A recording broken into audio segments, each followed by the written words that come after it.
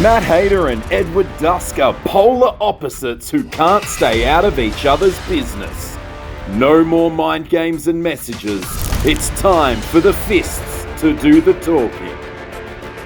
It started as a perfect pairing, but the Clydesdale has given the physicals a forceful dismount from his stables. The physicals want revenge, but who's going to ride with Clyde? Jarvis has had a return to the winner's circle recently, and Stevie Filip makes his return with Ballroom Brawl looming close. It's the greatest versus the Phoenix. At New Horizons, we saw Nate Hunter secure a surprising victory, and he wants to ride it further. Lucas Fantasia is prepared to put his fate in the hands of the big wheel one more time in his quest for success. Step right up for MCW's craziest night of the year. Everyone wants Lady Luck on their side as we get ready for high stakes. Thorpe Theatre! Welcome to MCW High Stakes, the night of the year where the competitors are willing to risk it all on the line and see if fate is gonna favour them. Our opening contest is scheduled for 1-4. Introducing first.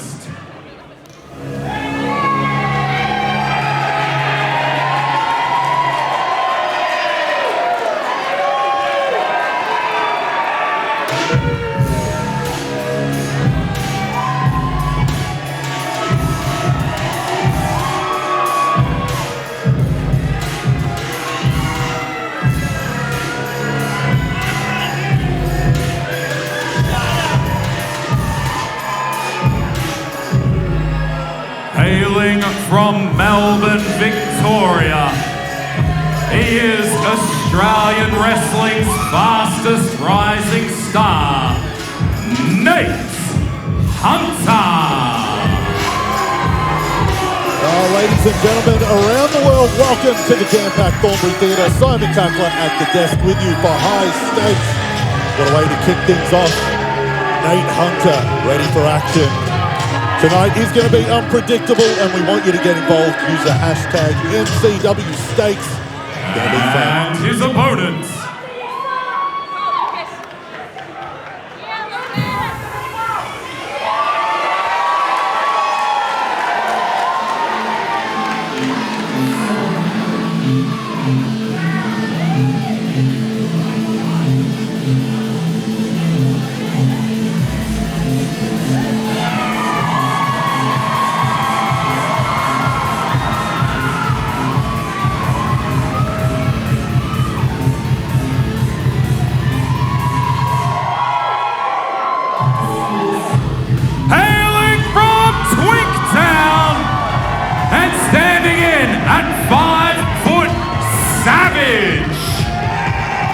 This is the trendsetter, the pink twink. This is Lucas Fantasia, period. You know, I am a serious journalist. I want to do my job right. I've been trying to figure out where Twinktown is on a map. I asked Lucas backstage earlier today. He told me the Thorpe Theatre is Twinktown. I had no idea. So anyway, welcome to Twinktown. Lucas Fantasia, gonna gamble again. High stakes has been a weird one. Let's see what the big wheel decides for Lucas and Nate Hunter tonight.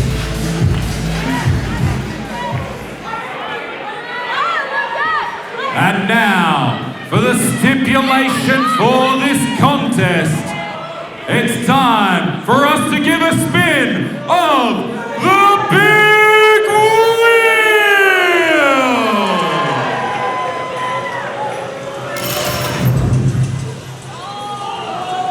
The loser of this contest will suffer the indignity of having to enter the Ballroom Brawl at number 1.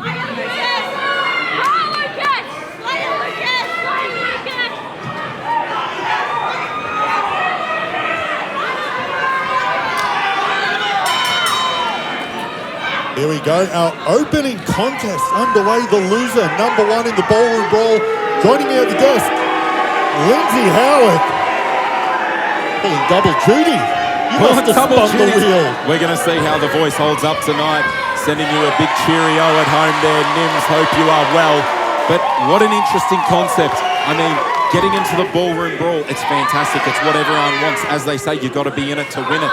But to have to go in at #1, have those odds stacked against you, oof, it just puts you right behind the 8 ball from the start. That's right. And there's no point in saying, oh, well, Robbie Thorpe did it, I can do it. No, he's the one. He did it because of that reason. And Robbie Thorpe, have a look at the side of him. I mean, are either of these guys 6'5", genetically gifted, and, you know, a future champ? Very well could be a future champ. But they could be, but they're not Robbie Thorpe. They're not Robbie Thorpe. He's one of one. There's a reason he's called the Gift, isn't he? Yeah. But right now, we've got the man who calls himself Australian wrestling's fastest rising star in Nate Hunter, and of course the pink twink Lucas Fantasia. Now, I'm sure you were talking about how high stakes last year Lucas Fantasia involved in it, and things didn't quite go his way, did it? Oh no, they went tremendously. What a boost to his career. He gambled on the big wheel and had the privilege of being Lucky O'Leary's personal assistant. It took him to another level. Lucky called him a manservant. Well, nothing wrong with that. A rose by any other name or something. Hunter now, of course, coming off that big win we saw last week. Man that's not afraid to use everything at his disposal to try and get the victory. That's right, but Nate Hunter, his #1 weapon is his wrestling ability. He likes to get it done. He calls this his mat. His mat? Yeah. Doing a great job of grounding the pink twink right now. Beautiful bulldog side headlock there. Putting in Fantasia trying to use the momentum of bouncing off the ropes to shoot Hunter off and get that separation. Not successful at the moment. Crowd getting behind him, chanting for Lucas. Well, he's got a great following here in Twinktown. He told us the Thornbury Theatre is Twinktown.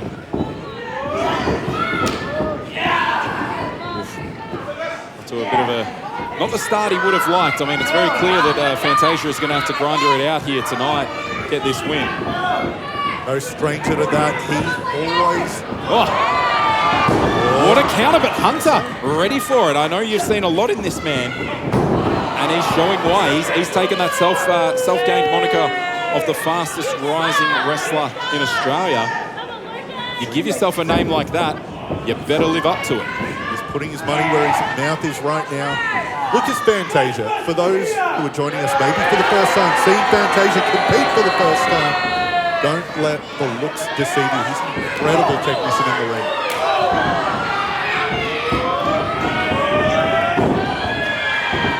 Beautiful counters there from Fantasia, able to get that separation that he needs. Hunter comes in, takes him down with an arm drag. And looking for another one there. Hunter not going to fall for it twice.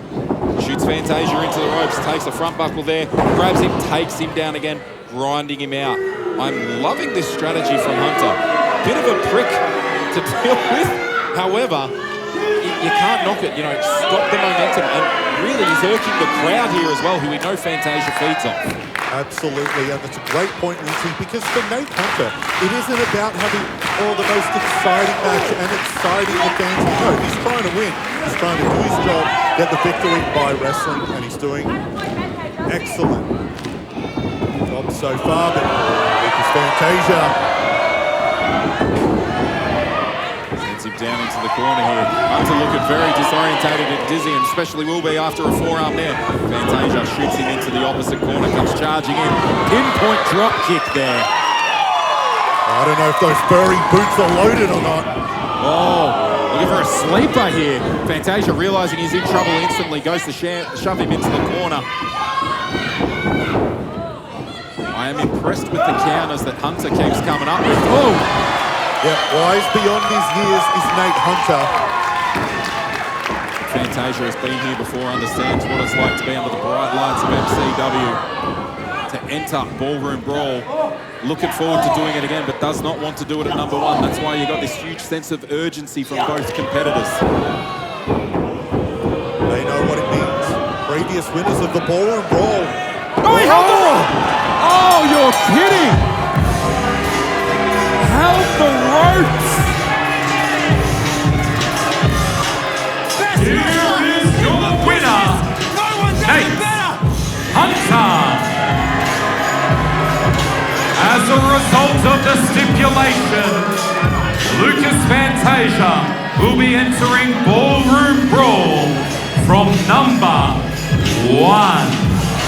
Oh, Nate Hunter, he's going to be happy about that. At the very least, he won't be number 1 in the Ballroom Brawl. Lucas Fantasia has a massive hill to climb. There's going to be 18 other competitors really happy to see that as well, because nobody wants that number 1 spot.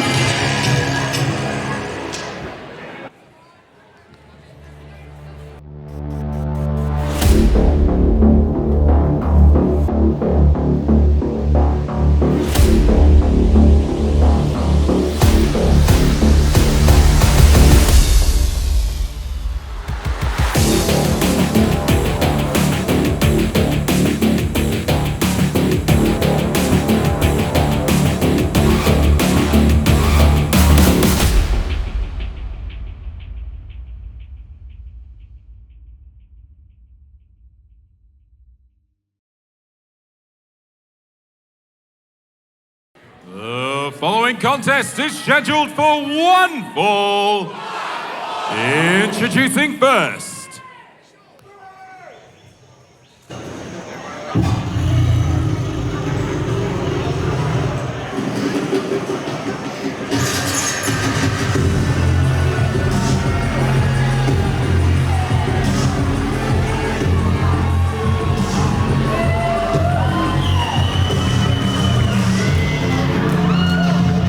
Making his return to MCW.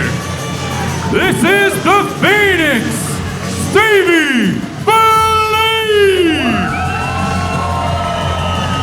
Always great to see the Phoenix back in the Thorpe Theatre.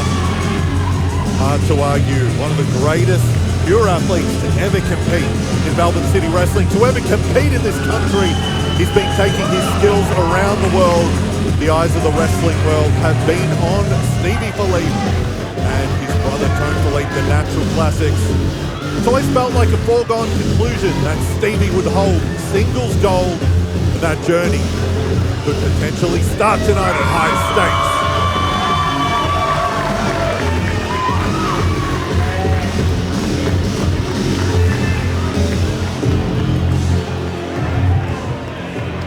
And his opponent,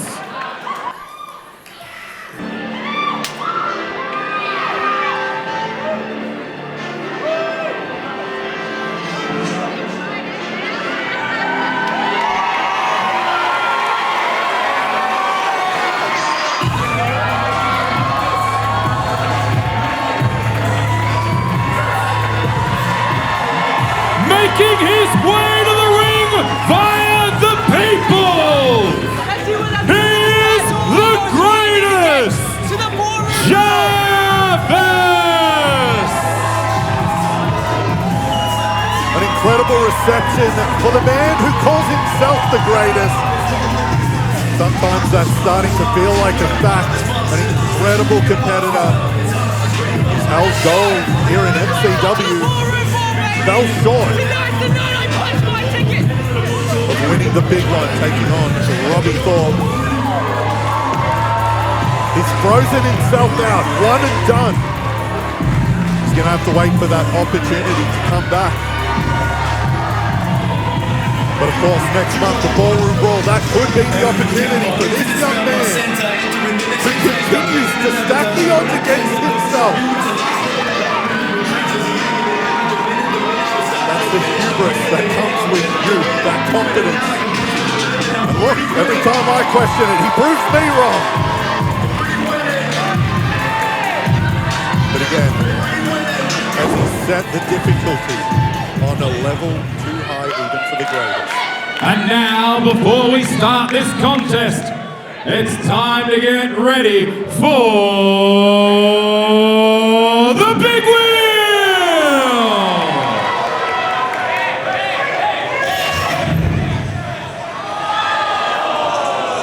The loser of this contest will be out of the Ballroom Brawl. Wow, the big wheel is ruthless tonight. If you told me to just guess on who was going to be in the Ballroom Brawl, I would tell you these two men would be a lock. They certainly would, but I mean, this is going to be dangerous. This is going to be dangerous for one of these two men. But again, think about the implications for backstage. If you're someone that's on the fringe here, you're finding out that a spot in the brawl is about to open up. And if you're a competitor as well, who do you want to not be in there? Someone like Jarvis, who went all the way to the end last time, or Stevie Filip. This is a man who made his debut here at MCW in the Ballroom Brawl. And what an impact he made when he did. And look at the size and conditioning of the Phoenix. Stevie is looking incredible. And again, like you said, the backstage, the roster, they've got to be loving it because these would be two men who would be favourites if they're in that match. So you get rid of a competitor like Stevie or Jarvis, and if you're in that Ballroom Brawl, it's got a little bit better. Jarvis must be breathing a little extra sigh of relief as well, because with Rocky Monero no longer our GM, he'd be feeling a little bit more comfortable in his match, because who's to say that Rocky, with an opportunity like this, wouldn't try to come out and stop Jarvis from winning and therefore excluding him from the brawl. That sounds very unprofessional, Lindsay. I don't know what you're insinuating. Rocky Monero never would have done that. Oh, okay. It's a fair fight. That's what we're seeing so far. Two of the best athletes to ever compete here. They certainly are. You know, Jarvis has been getting his flowers over the last 12 to 18 months here at MCW. But let's not forget Stevie Filip, a multiple-time tag team champion. Oh! One of the greatest tag team competitors ever in MCW. Oh! And he's going to prove he can do it on his own as well. This is that path. This is the way to do it. But, again, it's the name of the game. High stakes. He's risked it all tonight. But if he can get in that Ballroom Brawl, I think Stevie Filip is focused. Physically, you pointed out, he's looking incredible.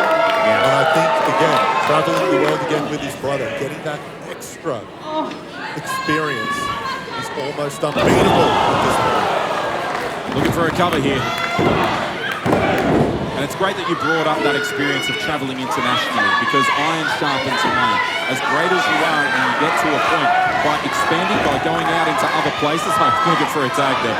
By going to other places, you learn a new skill set. You also find out some errors in your game as well. Someone might be able to try something on you, they're like, oh damn, I didn't know that was a weakness for me, and you're able to tighten things up on your own end. That's a great point, because look, if I looked and had the athleticism of Stevie Filip, it'd probably get to my head. I'd think, oh, well, there are no holes in my game. You'd just be sitting there brushing your hair the whole time, Simon. I would. But look, the fact that he continues to work on his craft, that's a testament to how seriously he's committed to this profession. Now, Jarvis, I saw that one. Oh! Stevie tripped up there. I saw one of the potential stipulations was a hair match. I mean, I bet Jarvis had his fingers crossed for that one. Talk about nothing to lose. Double jeopardy, I think, for that one. Oh! Stevie Filip. That's a great game plan, because again, normally we would say the speed is the advantage for either man. If Stevie can slow down Jarvis, take out the back. And the speed was what he was known for, that speed, that aerial abilities. But over the years, he's been developing that physique. You can catch him on body biz.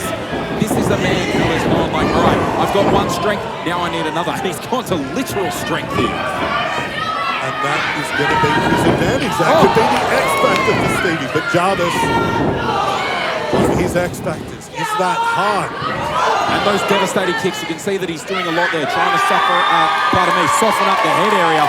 That finishing maneuver, clip it. It's lights out if he's able to hit it. Looking for a cutter there as well. Stevie saw the counter, drop kicks him into the corner. Not wasting any time picking him up. Perhaps a power, but look at the strength. Stevie Filip. Oh, he's able to hold on to him here. Incredible combination into that single grab. And it's easy to think a hold like that only targets the knee. That does a lot of damage to the lower back as well. Applying that pressure in an unnatural position. You can see the grimace on Jarvis's face. Jarvis, he was in panic stations. He was looking for that rope immediately. Stevie tried to transition that hold before he could get that break. Whoa! Nobody home there. Jarvis springs in. There's the cutter now. Finally hit it. That trademark cutter. Jarvis with the cover. just two there from referee Dylan McKay. That was as close as you get. Now, Lindsay, with Jarvis, it almost feels like he fights better with a sense of desperation, fighting from behind, stacking the odds against him. He called his shot. He said he didn't need the icons, didn't need Rocky Monero.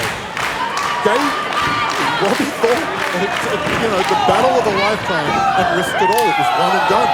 But Jarvis still has the confidence to think he's going to make it to the top of MCW. And you have to. This is a man who, he's known for doing the impossible. As he goes string one started there and eats a boot.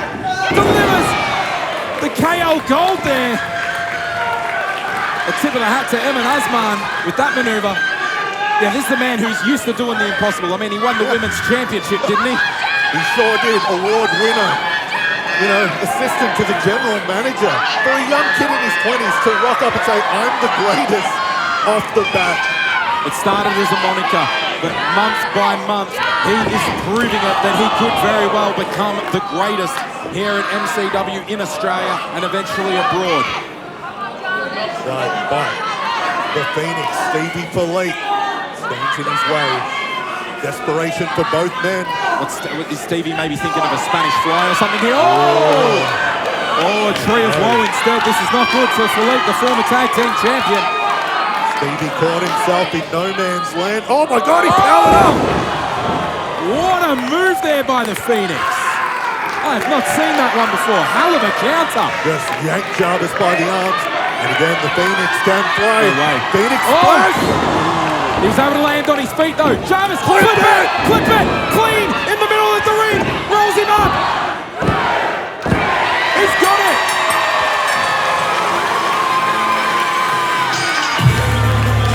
Here is your winner, Jarvis.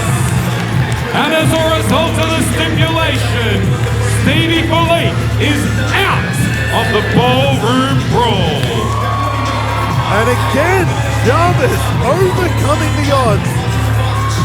That desperation has punched his ticket into the Ballroom Brawl, lives to fight another day. He came up short last year. Is he going to seal the deal this time? Can he go one step further? Well, he won't have Robbie Thorpe to compete with, will he? He will not. And like you said, once, that's how close he was. Next step, Melbourne Pavilion. And he'll go on with a chance. And whether it's Jarvis, whether it's Nate Hunter, Lucas Fantasia or anybody, the question will be, who are they going to eventually meet when they win that #1 contendership? They can cash it at any time. Our main event, Adam Brooks versus Robbie Thorpe. Champion versus champion, but we do not know whose championship is going to be on the line yet. It's all going to happen thanks to the big wheel. That's right, the one, Robbie Thorpe. He could be becoming the two. He could be becoming the main man here in MCW with all the gold, all the power. I mean, can you believe it, boys? She stood me up. Who in their right mind would stand up the succulent steed? But you know something? You know what I always tell you, boys? If you can't get her to the cheddar, then you better forget her. But Clydesdale, we're not working with you anymore. Oh, don't worry about that. Onwards and upwards from here, boys. Post haste. We're done. But why? Because, Clydesdale, you're charging us double on the VHS rentals. Victoria Police now consider us public wankers because of you. And on top of that, out of the kindness of her own heart, we gave you a popping hot vial of piss. And you used it for your own evil. So you can take this, and you can take this. Oh yeah? That's how it's gonna be, huh? Well, there's nothing you've Xana done, and there's nothing you can Xana do, because neither one of you two little twerps has a Xana clue. Oh, sweet Lord.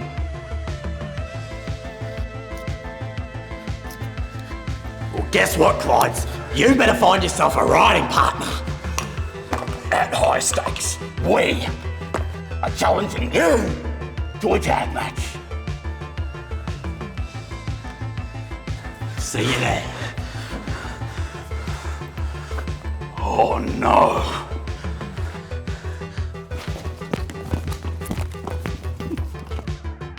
Our following contest is scheduled for one fall. This is a tag team match where Clydesdale partner will be determined by the big wheel. Introducing first.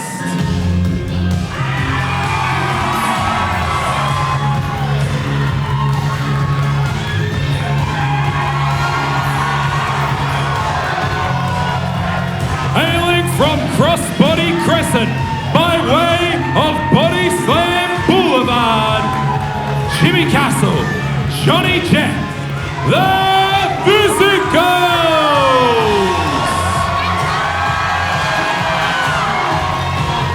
I am gobsmacked by this reaction. The MCW faithful. Have they just stepped out of a time machine? Wow. The Physicals. It's almost like they're reliving the glory years. A flashback to a better time.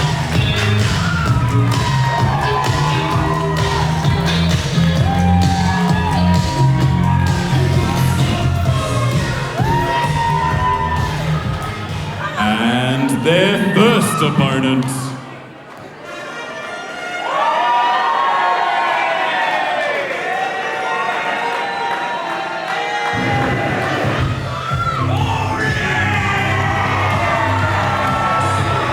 Trotting out from the Flemington Straight.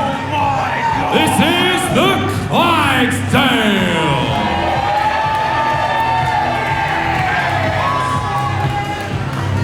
Clydesdale looking red as always. And now, to find out Clyde's partner, it's time for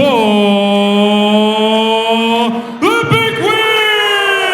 Oh, what a privilege it is to be one of these names. Oh my God.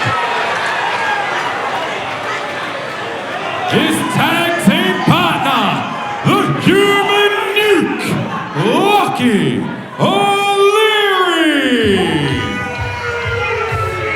Oh God, all my wrestling dreams have come true.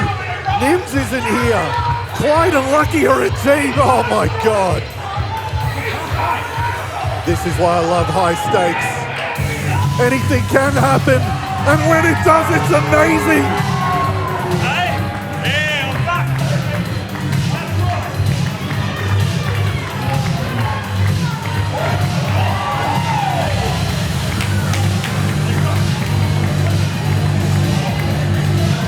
What a combination, what an unbeatable team this is gonna be.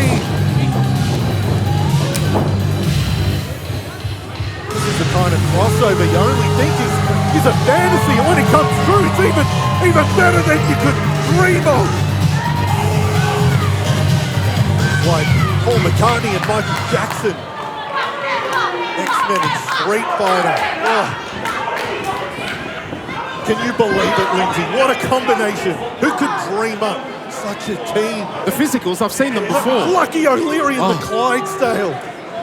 They certainly are a pair of trendsetters, aren't they? Goodness me, look at that massive humanity there in the ring. I feel like I didn't have the weights on me, but Lucky has to be.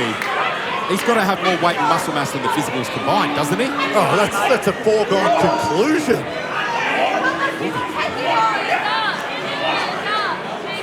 What an incredible outcome we've had from the Big Wheel. Look at this is heated. I mean, Clyde happy to get a partner, get any partner. What a partner to get on there. Well, I did see, I spied that Tommy Knight was out there. I was personally pulling for that option. Oh, but Clyde, though, you could see, even a man in the condition of the Clydesdale, he was taken aback by the Human Nuke. He certainly was, wasn't he? Oh, oh my God. Now, I know you told me earlier, Simon, that you met up with Clyde and he told you that he was recovering from an injury, a broken... Of course, a broken heart. This man had plans that were ruined. by, look, not my words, his words, that hussy, Mrs. Cava. How dare you! Look, Mother's Day wasn't long ago. Mrs. Cava is a saint! He had a reservation. La Piquetta. He was going to take her out for Mother's Day. He's heartbroken. I don't even know. Cava delivered justice. You want to talk about pizzas? He got a special delivery of justice from Ant Cava. And now the physicals are taking it right to the Clydesdale. And is Lucky maybe doubting his ride with Clyde here? No, they're still in it. Clydesdale. The physicals, though, I'm so disappointed by them. They were hitching their wagon to the red-hot Dale. They turned their back on him. Bit of a mistake there. They took down Clyde and he went flying towards the corner with Lucky O'Leary. Lucky O'Leary. We're seeing a new side of him, Lindsay. The human hoop. Ready to explode tonight. Oh, boy. Size. I'd say that was a meeting of the minds. Oh! I think there is one between these two. Oh, come on. Just last month you were singing their praises. Oh. You said that it was a genius idea that he got the physicals with him. Yeah, it was, but now it's like, when you break up and you look in back. any event here, we got a quick tag now to the Clydesdale. He's coming back in, able to catch his breath on the outside. Oh, here we go. What are they setting up for? Getting up to a trot here. Whoa! Oh. That's a big devastating energy there from the human nuke and the Clydesdale. Absolutely careening into the small of the back of Jets there. See the Clydesdale. He's like a disappointed father right now. This is discipline. Sometimes you got to do that. Do fathers often get their sons to pee in a cup for them so they can pass a drug test? I always thought that was what. Is that how you grew up? Well, look, yeah. And that, I see a lot of my father in the Clydesdale. Maybe that's what it is. There has been suspicions that he's a lot of people's father. But Jesus, turn around, Dylan, for Christ's sake. Dylan McKay, the best referee we've got, doing a great job. Well, Johnny's not going to be a father now after moves like that. Lucky takes him down, looking for a cover here. Great kick out there by Thunderbolt. And this really could change the complexion of the tag team scene here in MCW. Who would have thought Lucky O'Leary and the Clydesdale? They could become a regular team here in Melbourne City Wrestling. Let's not forget, that is how Clyde started so long ago with his run with Ant Cava. They were a thrown-together tag team, and they actually made it to the finals where we crowned our new champions in the Water Rapids. They were a 3 count away from being tag champs. So there are always opportunities for people to advance themselves here in MCW. Every time you get out into the bright lights at the Thornbury Theatre or the Melbourne Pavilion, you have yourself a chance to make a name for yourself. Right. And for O'Leary, luck is always on his side. Oh, so close to a tag there. Nope. Boom. A beautiful back suplex from O'Leary. Now O'Leary, primarily a singles competitor, but let's not forget, he did have that stint there where he was part of the Icons, tagging in and out with them. So he knows what it takes to be part of a well-oiled team. And he also knows what it takes to just absolutely cripple a man with those stomps. My apologies, Simon. No, that's okay. I was just going to say, well-oiled between Lucky and Clyde. There's a lot of oil, and whatever that powder was at the start for Lucky's entrance. Didn't quite catch what it was, but some landed on my jacket. I'm very excited. Lucky Dust. Dust.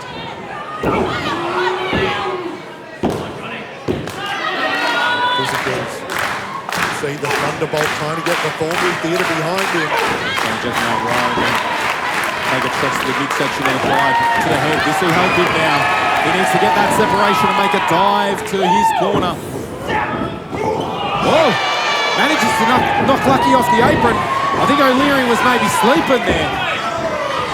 Now he's going to Clyde. He should turn around to get the tag. But O'Leary, smart there. We talked about some of that work he's had from the Icons. Oh, you saw that bully tactics from O'Leary and Smart there from O'Leary. We've seen in the past that he'll have someone up in a suplex for a long time, but he knows interfering. He's only got a 5 count.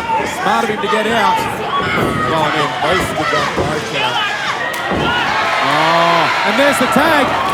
Dylan didn't see it. Dylan was too busy arguing semantics with O'Leary. He didn't minister that count, and now he's missed a tag.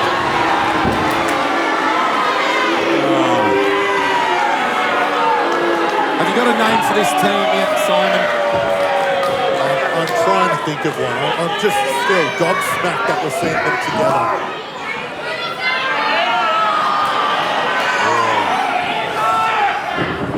Big Sark looking maybe for a powerbomb. Oh! Sends him down into the human nuke. This could be the opportunity that they need. He's ready. You got to get Castle in. Here he comes now, over the top rope, like a house on fire. Beautiful clothesline, takes him down, back elbow, he's down again, getting up, he's feeling the fire here from the Thorpe Theatre. Sends Clyde into the rope, reversal here, coming in. This is a takedown. This is what we need from the physicals. This isn't what the Clydesdale needs. He might have taught these guys too much. He might have given away all of his secrets. And could you imagine, this could be 2 losses in a row that Clydesdale would be staring down the barrel of. Not what you need as you're going into Ballroom Brawl season. Both men tried to take him down then. Goes for one. Sends him into the other. Oh! Oh no, that was an accident. I think what we're starting to see here, Simon, is that the team who is more used to being a tag team and working together, succeeding. Well, this might be unfair. The physicals, they say they've got over 30 years of experience. Taking a breath now. Big adrenaline dump coming in on a tag like that. Maybe looking for a drop kick here. Oh, crossbody! No. Oh. And that's the problem. You've got to clear the ring before going for a pinfall like that. O'Leary looking out for his partner, but oh, he's caught him. Oh!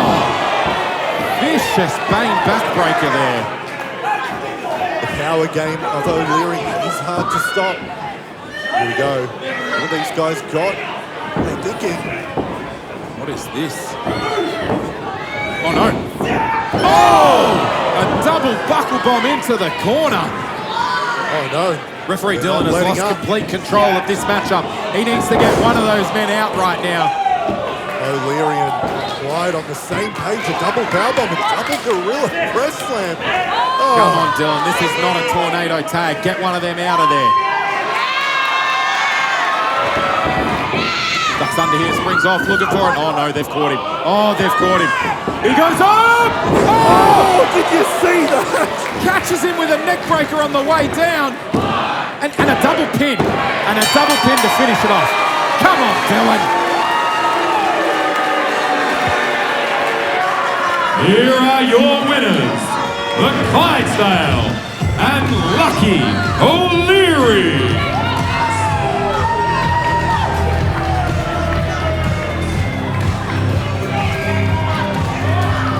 Oh, the 23rd of May, 2026. You were going to remember this day. You're going to tell your kids, your grandkids about it. The day that this combination was born. Lucky O'Leary and the Clydesdale. Oh, look at that. Admiring the masculinity. The pump. The biceps. The abdominals. The trapezius. This is what real men look like. Put a poster on your walls, kids. Start pumping iron. Maybe one day you too could look like Lucky O'Leary or the Clydesdale. And we thank you so much for joining us here at High Stakes. The Thorpe Theatre's packed, and we know wherever you are watching around the world on YouTube, use the hashtag MCW Stakes. And of course, Lindsay, we want to give a shout out to our friends from Hands Like Houses, providing us with the official theme song of High Stakes. It's called Dead. You can get it wherever you get your music. We thank them so much for another killer tune, setting the tone for Melbourne City Wrestling. Speaking of setting the tone, we have coming up, what a matchup. Matt Hayter and Edward Dusk. They go head to head again. This one has been brewing for a long time. I'm going to get ready to announce it, but I'm going to make sure that I get the heck out of that ring as quick as I can. This is the rematch we've been waiting for, and it's coming up at high stakes.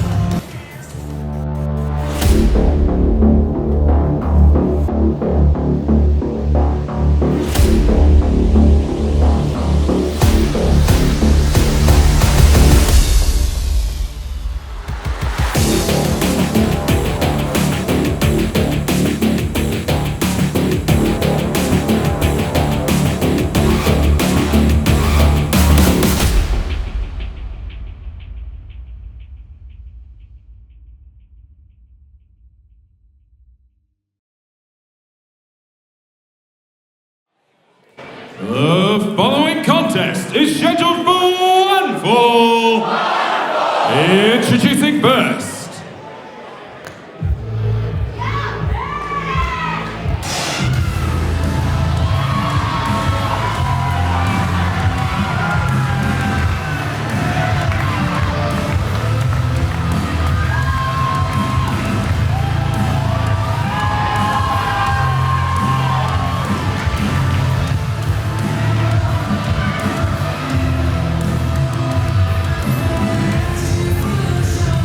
Introducing first, he is the son of a witch. He is more than mortal. He is the eternal Edward Dusk.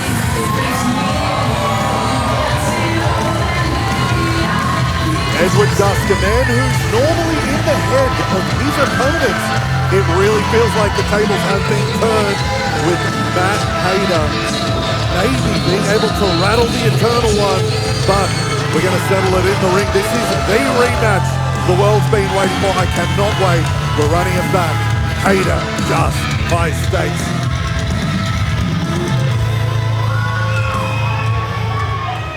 And his opponent.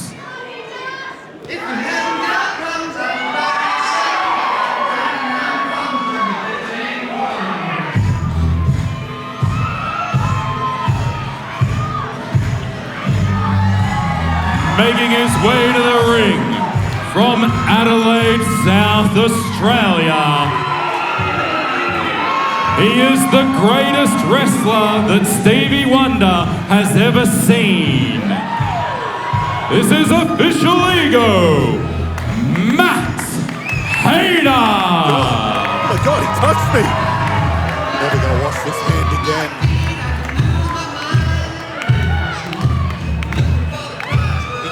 I've been singing the praises of Matt Hayter for a long time, especially since he came to MCW to become a full-time competitor here. And it feels like the Thorpe Theatre, the MCW faithful, they're finally getting it. What an ovation for this man. So much charisma, so much talent. And I think that's what gets at Edward Dusk. Dusk is a man who's put in so much work, he's grinded so much. He almost is offended that Matt Hayter, even though he's got all the experience, he's won all the titles everywhere he goes. For Edward Dusk, it bothers him that Hayter has become basically an overnight sensation.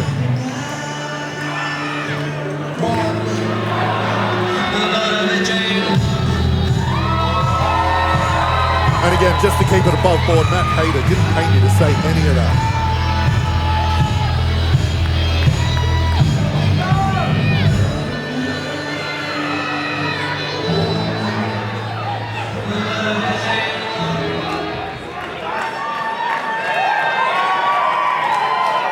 And now for the stipulation for this match. It's time to get ready for the Big Wheel!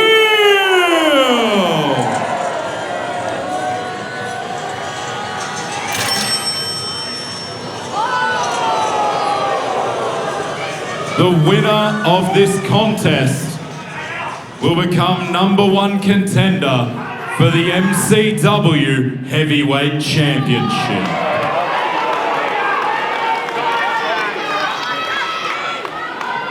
Talk about doing what it says on the tin. High stakes, the stakes don't get higher. Well, this was already personal. This was professional. Who's going to take that next step? Who's going to be the face of MCW? Well, #1 contender on the line. for the World Championship. I just got goosebumps when I saw that come up. Edward Dusk not wasting any time. Looking for a cover here. Man, Matt Hayter. that was a great game plan from Dusk, though. Not wasting any time. I wonder how much of it is game plan and how much of it is he just wants to take his head off. He has had enough. And you can see it there, the venom, the bile. He is just exercising his own demons atop Matt Hayter's head. I know you would have gone thoroughly through the history that these men have been having in recent times there, Simon. And you can see why it's reached this boiling point.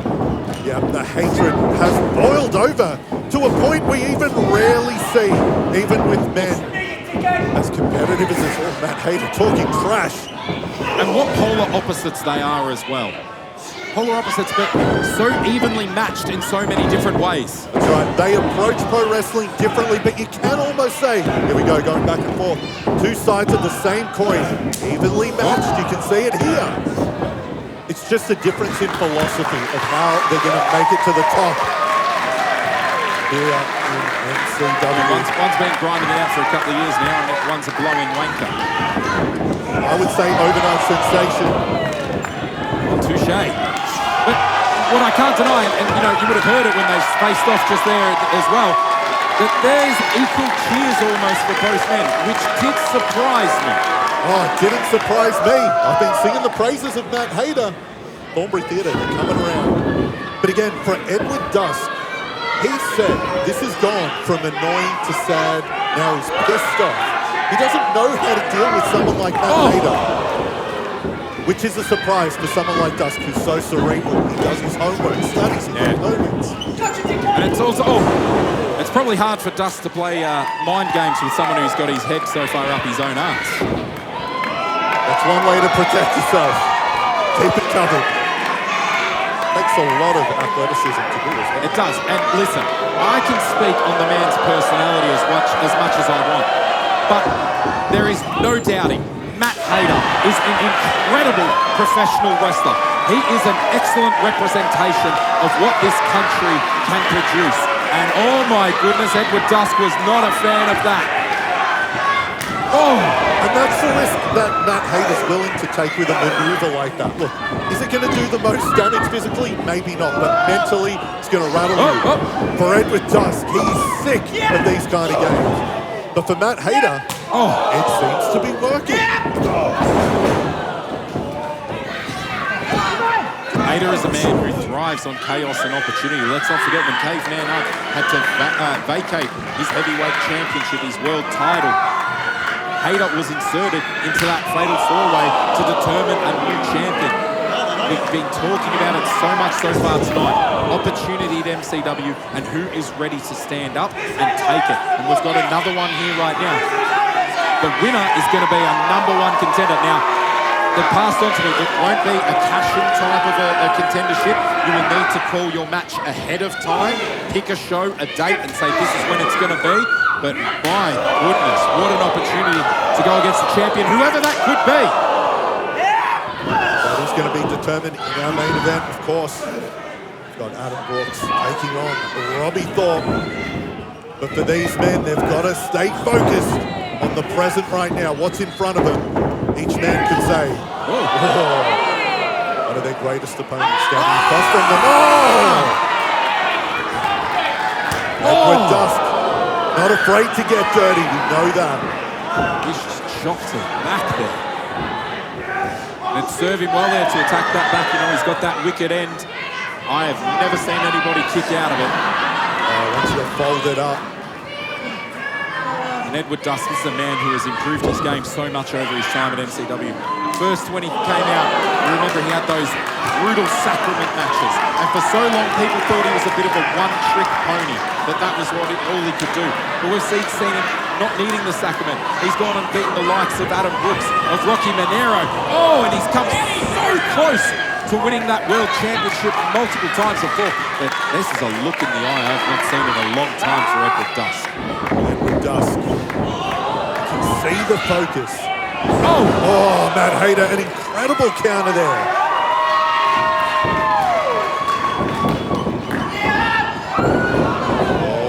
Edward Dusk saw that coming. Big lariat from the Eternal One. Hayter saw that lariat coming, wasn't able to get away from it in time. Tries to seek some solace in the corner. Dusk ready to meet him with a chop. Brings him out, scoops him up. Takes him down with a back suplex.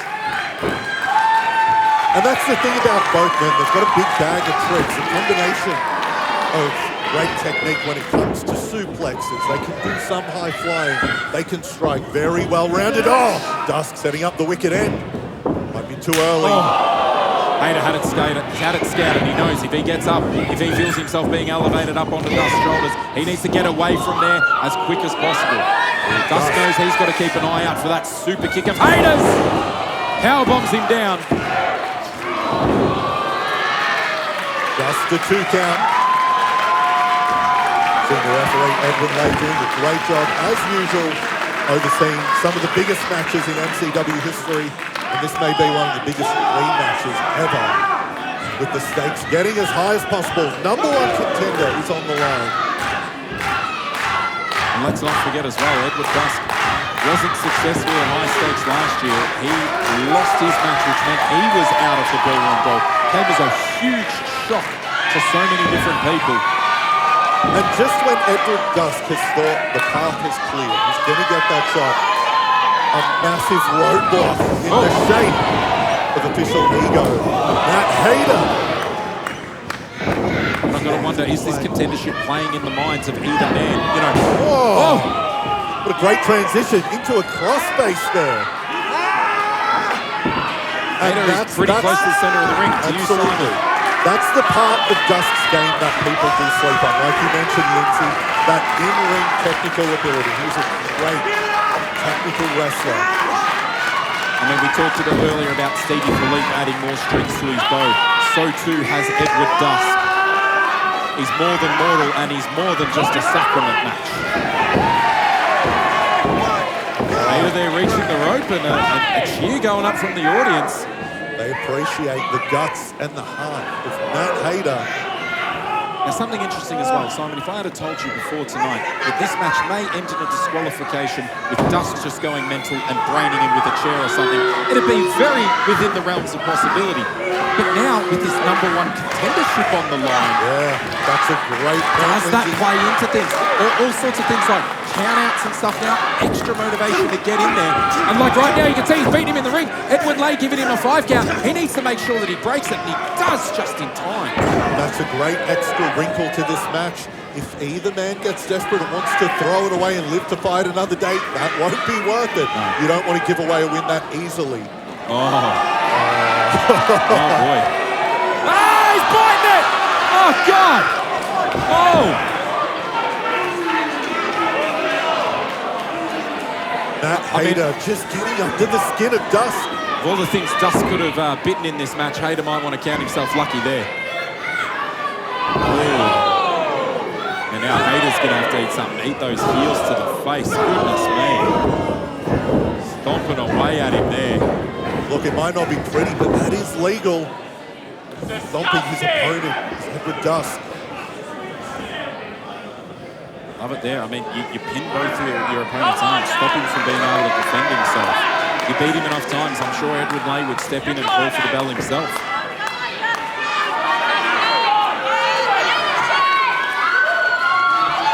You know, it's interesting, Edward Dusk on social media this week, Lindsay, he said he wasn't fazed by Matt Hayter's insults. Oh no! Hayter!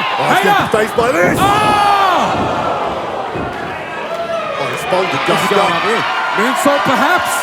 Oh, he hits a beautiful one. Big moonsault! Dusk was ready for a spear! Spear! Cover!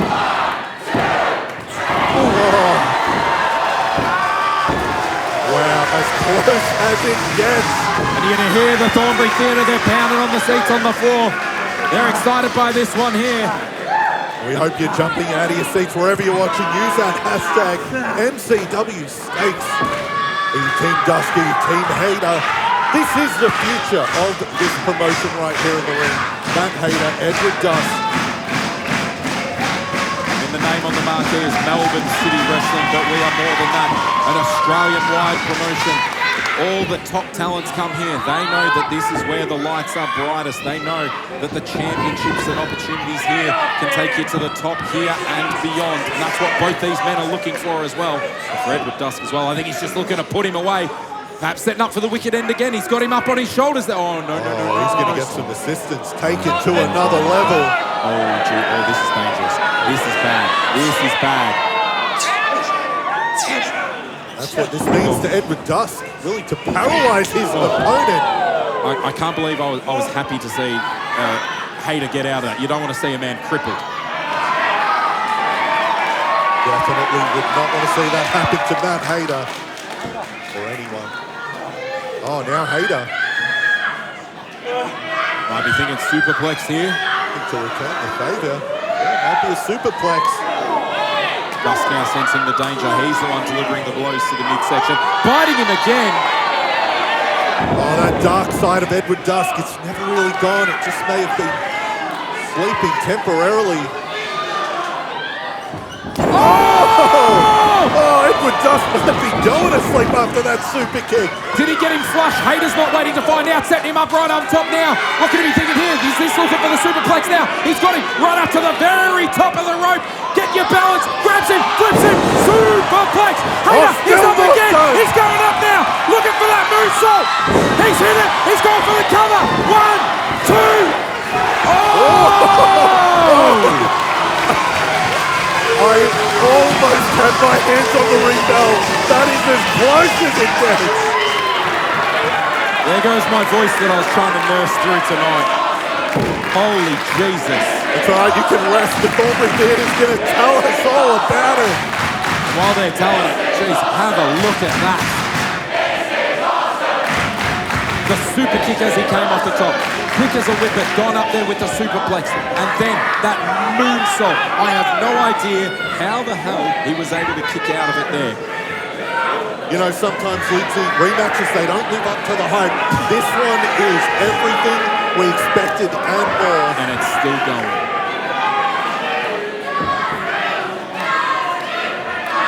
Small chance for Edward Dusk now coming out around the Thornbury Theatre.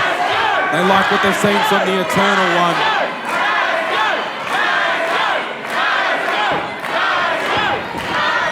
Oh, the crowd just, you can feel the momentum turning as it goes back and forth. Hard to pick a favourite. Matt Hayter's got it locked, he's got it cocked. Here we go, super kick. Oh no! Beautiful snap German out of the corner, but Hayter's up there again with a tornado DDT. Dusk comes up to his feet and falls down again. Oh, Dusk is rattled. He might have got to his feet, but I don't think that was intentional. Oh, no! Oh! Looking for a brain buster there. Dumps him down, pulls him down by the hair cover. 1, 2. Oh! Hayter kicking out. Oh, Dusk grabbing him by the... Measure up to me! Do you understand? He does! Picking him up. This will be it, the wicked end, if he's able to hit him with it here. Edward Dusk called his shot. Told Matt Hayter to his face. Victory roll! Victory roll! Victory roll! He got him! He got him! Holy Jesus!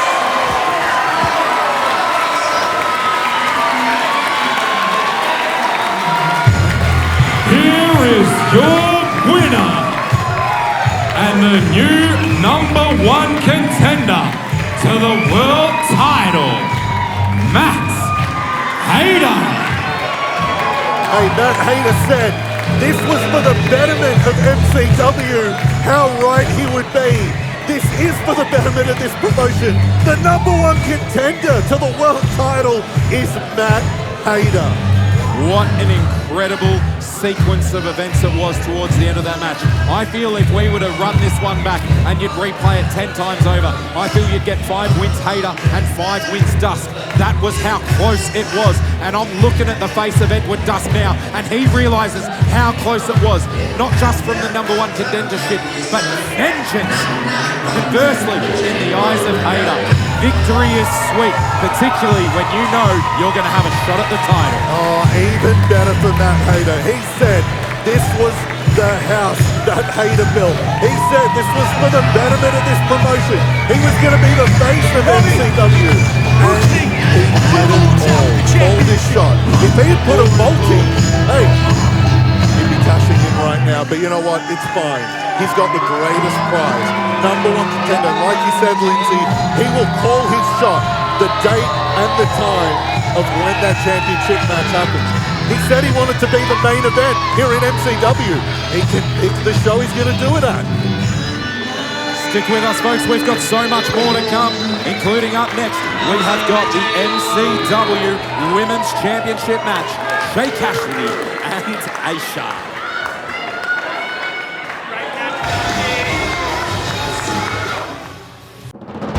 It was supposed to be a title Shay-libration, but Aysha had her own ideas for how to cheers the new champ. Who's gonna be popping corks and walking out Women's Champion tonight? Last woman standing finished with both competitors down and out at New Horizons. The stage is set for Ballroom Brawl, but what will the stipulation be? It's Erica and Katie in a contract signing. Mitch Waterman, Ryan Rapid continue to clean out the tag division at MCW. But their next challengers are champions in their own right and with a global pedigree behind them. It's a battle of Australia's best, the Water Rapids versus the Australian Takeover. At New Horizons, the loose ledge cut the head off the snake, sending Rocky Monero packing and Thorpe without a GM in his back pocket. In our main event, the stakes couldn't be higher. Brooks versus Thorpe, champion versus champion. The big wheel will decide whose title will be on the line. Step right up for MCW's craziest night of the year. Everyone wants Lady Luck on their side as we get ready for high stakes.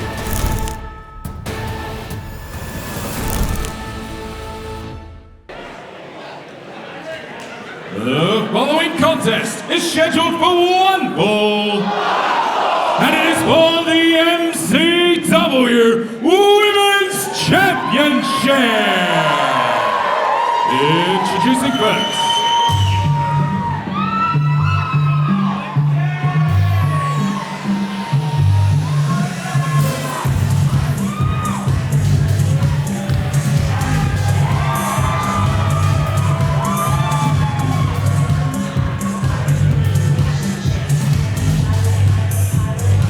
Take a look at the #1 contender to the MCW Women's Championship, Aysha.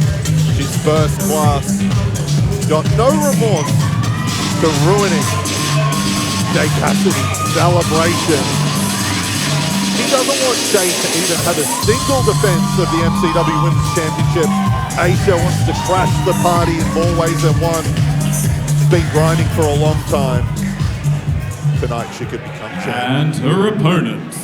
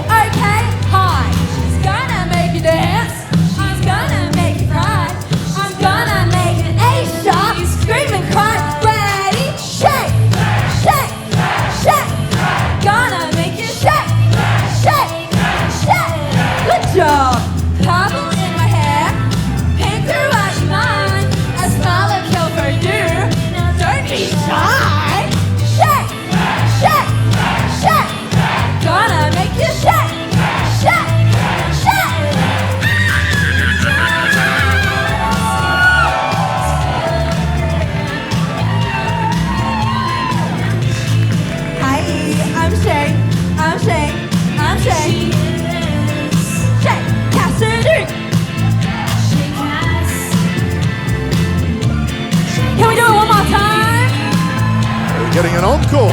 Let's go. Gonna make you shake, shake, shake. Gonna make you shake, shake, shake. Oh, MCW, the best ticket in town, the best wrestling in the world, and great musical performance too. Shay Kassidy, a quadruple My threat. head's feeling great, by the way. Yes.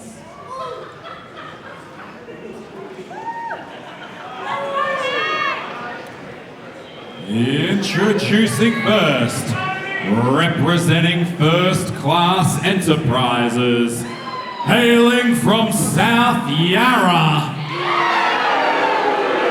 This is the challenger, First Class Aysha.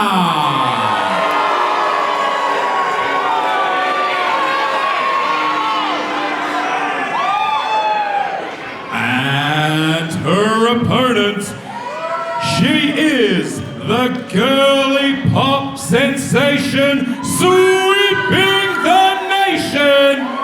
She is a top tier talent, and she is your MCW Women's Champion, Shay Kassidy.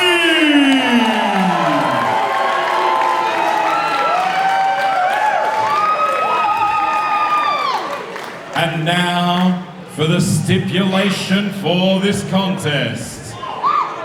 We need to get ready for the big wheel!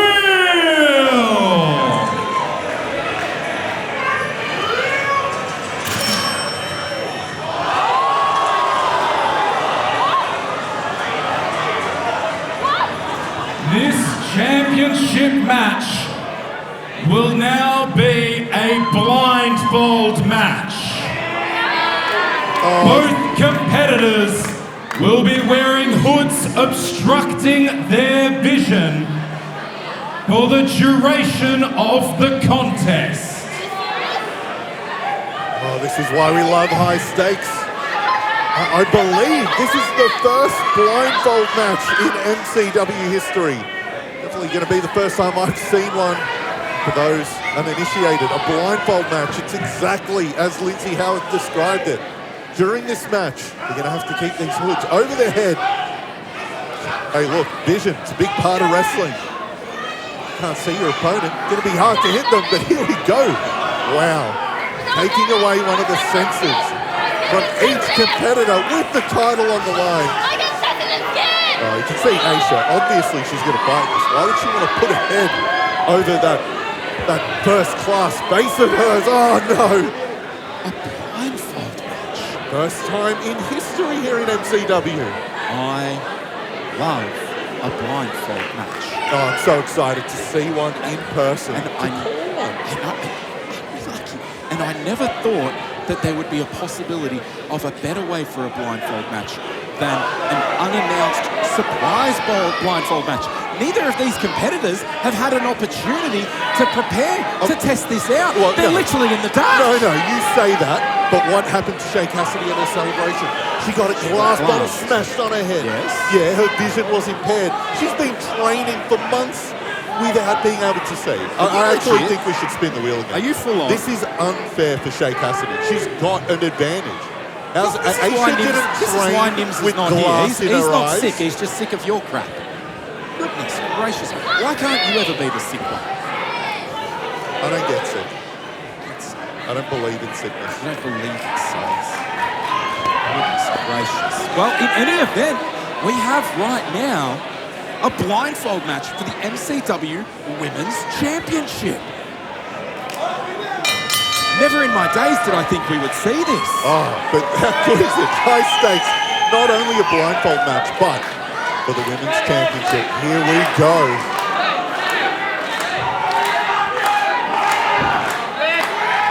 Both of these women are going to have to use their other senses. Hopefully they heighten like Daredevil. But it's got to be so disarming. I mean, Shay, interesting there, going for an aeroplane spin trying to find Aysha. Aysha not wanting to stray too far away from the ropes here. That's a good game plan. Shay, I don't mind this. You know, if you get close enough, maybe you can deliver a strike. Aysha seeming very discombobulated. I mean, I got up close. They look like really thick garments. I mean, are they even going to be able to breathe well in there? Can they hear too well? Definitely can't see. That's what really... Oh, no. Here we go. They're getting close. So close. And then after you spin around a few times, how do you even know where the rope's in? Are you in the center? Well, Well, that's what we always talk about, that ring presence, that sense of where you are. You've got to know that squared circle, every inch of it. Both women are going to be tested here. But they're getting close. Oh, here we go. Close call. So unique. And in spite of all, you know, all of the experience that both women have had around the country, going around the world, learning from some of the best, it's not often you do blindfold match training. Go! Oh. Not usually on the curriculum of wrestling school is a blindfold match. It certainly isn't. I mean, goodness, maybe if they hope to be a Jedi as a kid growing up, they may have tried. Backslide! Edwin! No!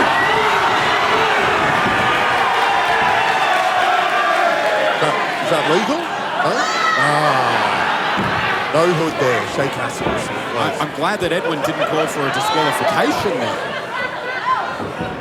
Thought he was going to ask us to ring the bell. Oh, wait. Oh, she's using the audience now to try and find... This is her own Thornbury sonar. No, this is unfair.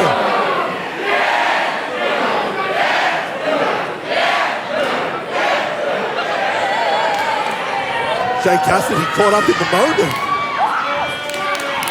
I don't know if she found her opponent. Oh, she's ready.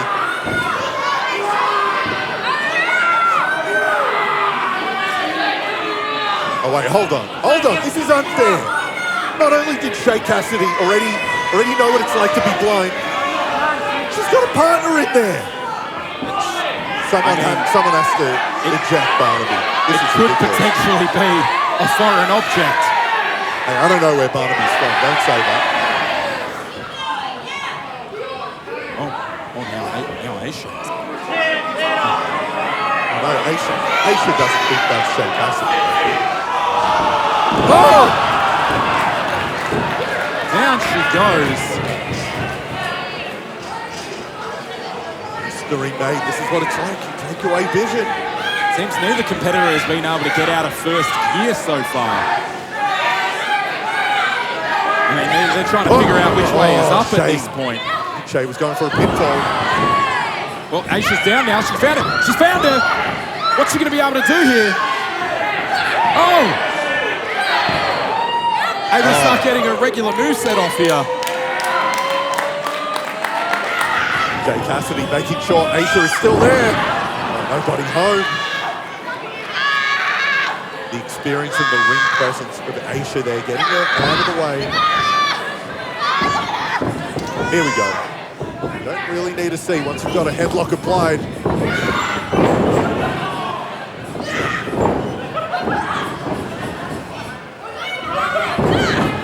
By instinct, Shay Kassidy expecting the next move, but Aysha, nobody home. There she is. Now she's got it. Takes her down. Looking for a cover here. 1, 2. It must be so hard. I mean, we just saw a classic from Hayter and Dusk where the key to victory was putting together a sequence of high-impact moves. How much harder is it to do it in a match like this where you can't bind your opponent to deliver the sequence? That is a great point, Lindsay. If you can't see them, even just the run maneuver, even by chance, if they just roll, that is going to stop your momentum.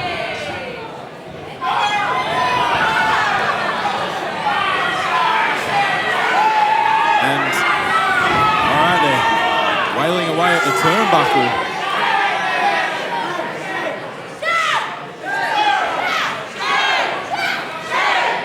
But she's giving herself away now by shouting out Shay.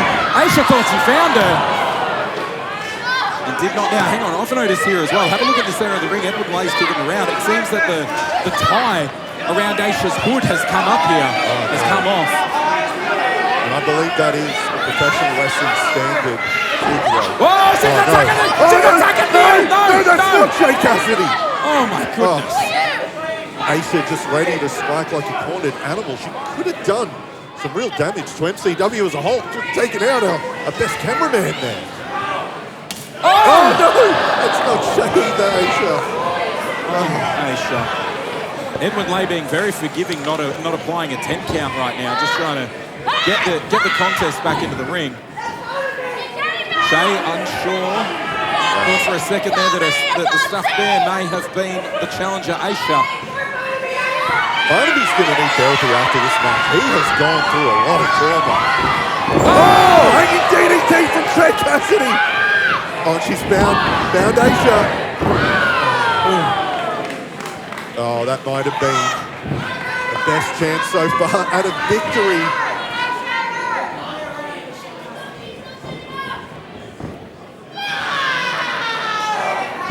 Talk about the odds being stacked against Shay Kassidy. She finally got the prize, the big one, the MCW World Championship, the Women's Championship in her first defense.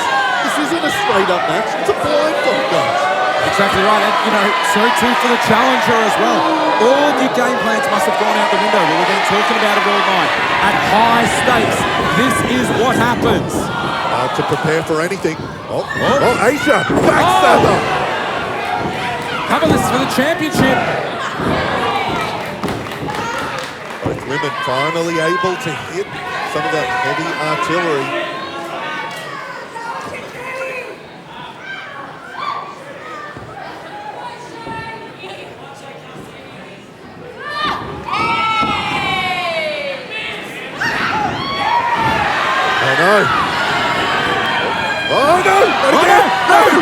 You can't DDT Edwin! God, why couldn't it have been Dylan in this here match? we go! Oh, backside! Oh, Shay Kassidy. Great wherewithal, keeps it hooked. Angel wings! Takes her down, looking for the cover here. He's found her. No. He went for the count there. There was an initial kick out, the shoulders went down, and he went for a count again. So there was a counter one, there was a lift of the shoulder, and then we started a second 3 count there. So there was 3 subsequent hits, but in the middle of that, a shoulder came up. So we had a 1, a kick out, and then a 2, a kick out. Great observation, Lindsay. That was a hard one to pick. But Kassidy doesn't know. She's arguing the 3 count. The referee's has to restart. What's Aysha done here? She's taken off the hood.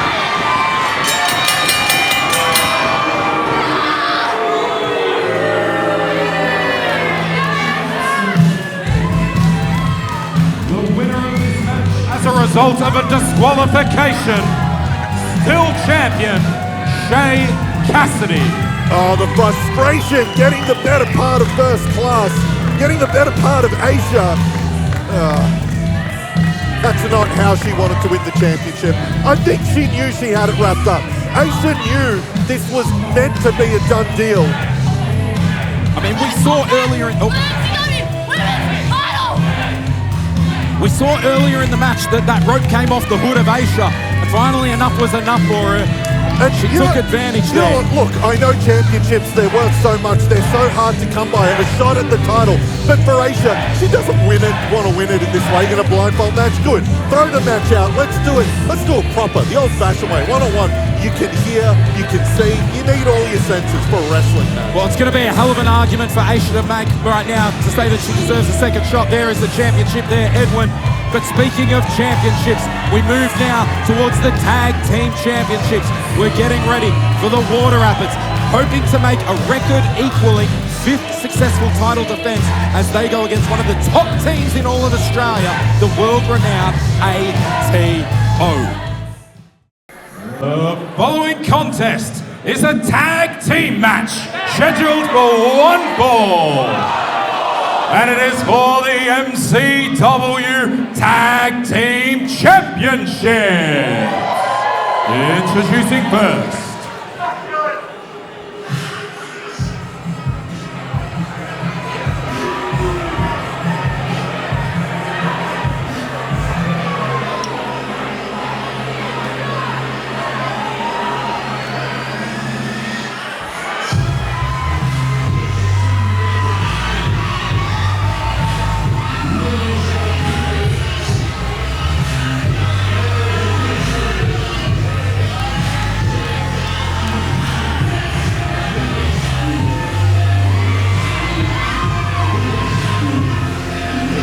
This is what we love about MCW. Hey, those letters might stand for Melbourne City Wrestling, but you've seen it throughout the show. Throughout our history, we bring the best from the pro wrestling world to the real home of Australian pro wrestling, the Thorpe Theatre How good is this? ATO competing here for the first time. Kaz Jordan, Julian Ward, they've made a name for themselves everywhere. And their opponent. Tonight they get a shot at the MCW Tag Team Championships.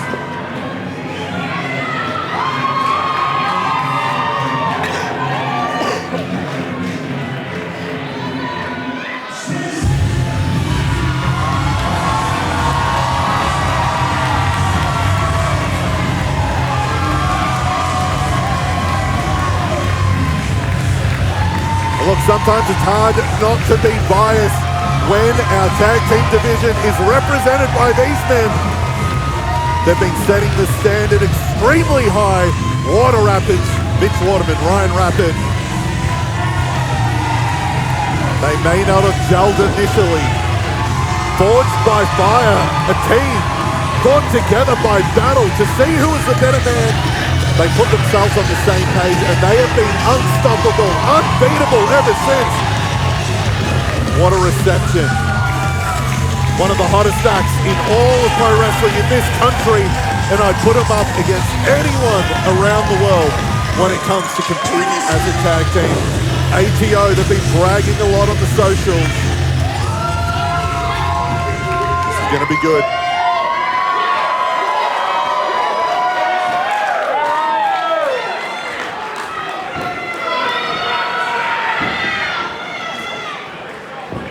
This is a tag team match for the MCW tag team titles. One fall to a finish with no stipulation from the big wheel. Introducing first the challengers, hailing from Western Australia. At a total combined weight of 385 pounds. The world is not ready for the Australian takeover. Julian Ward, Kaz Jordan, the ATO.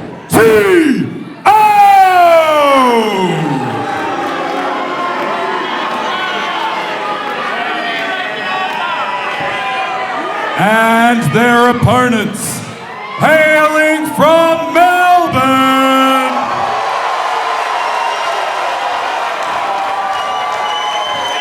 Tonight, they look to have a record-equaling 5th successful tag title defense.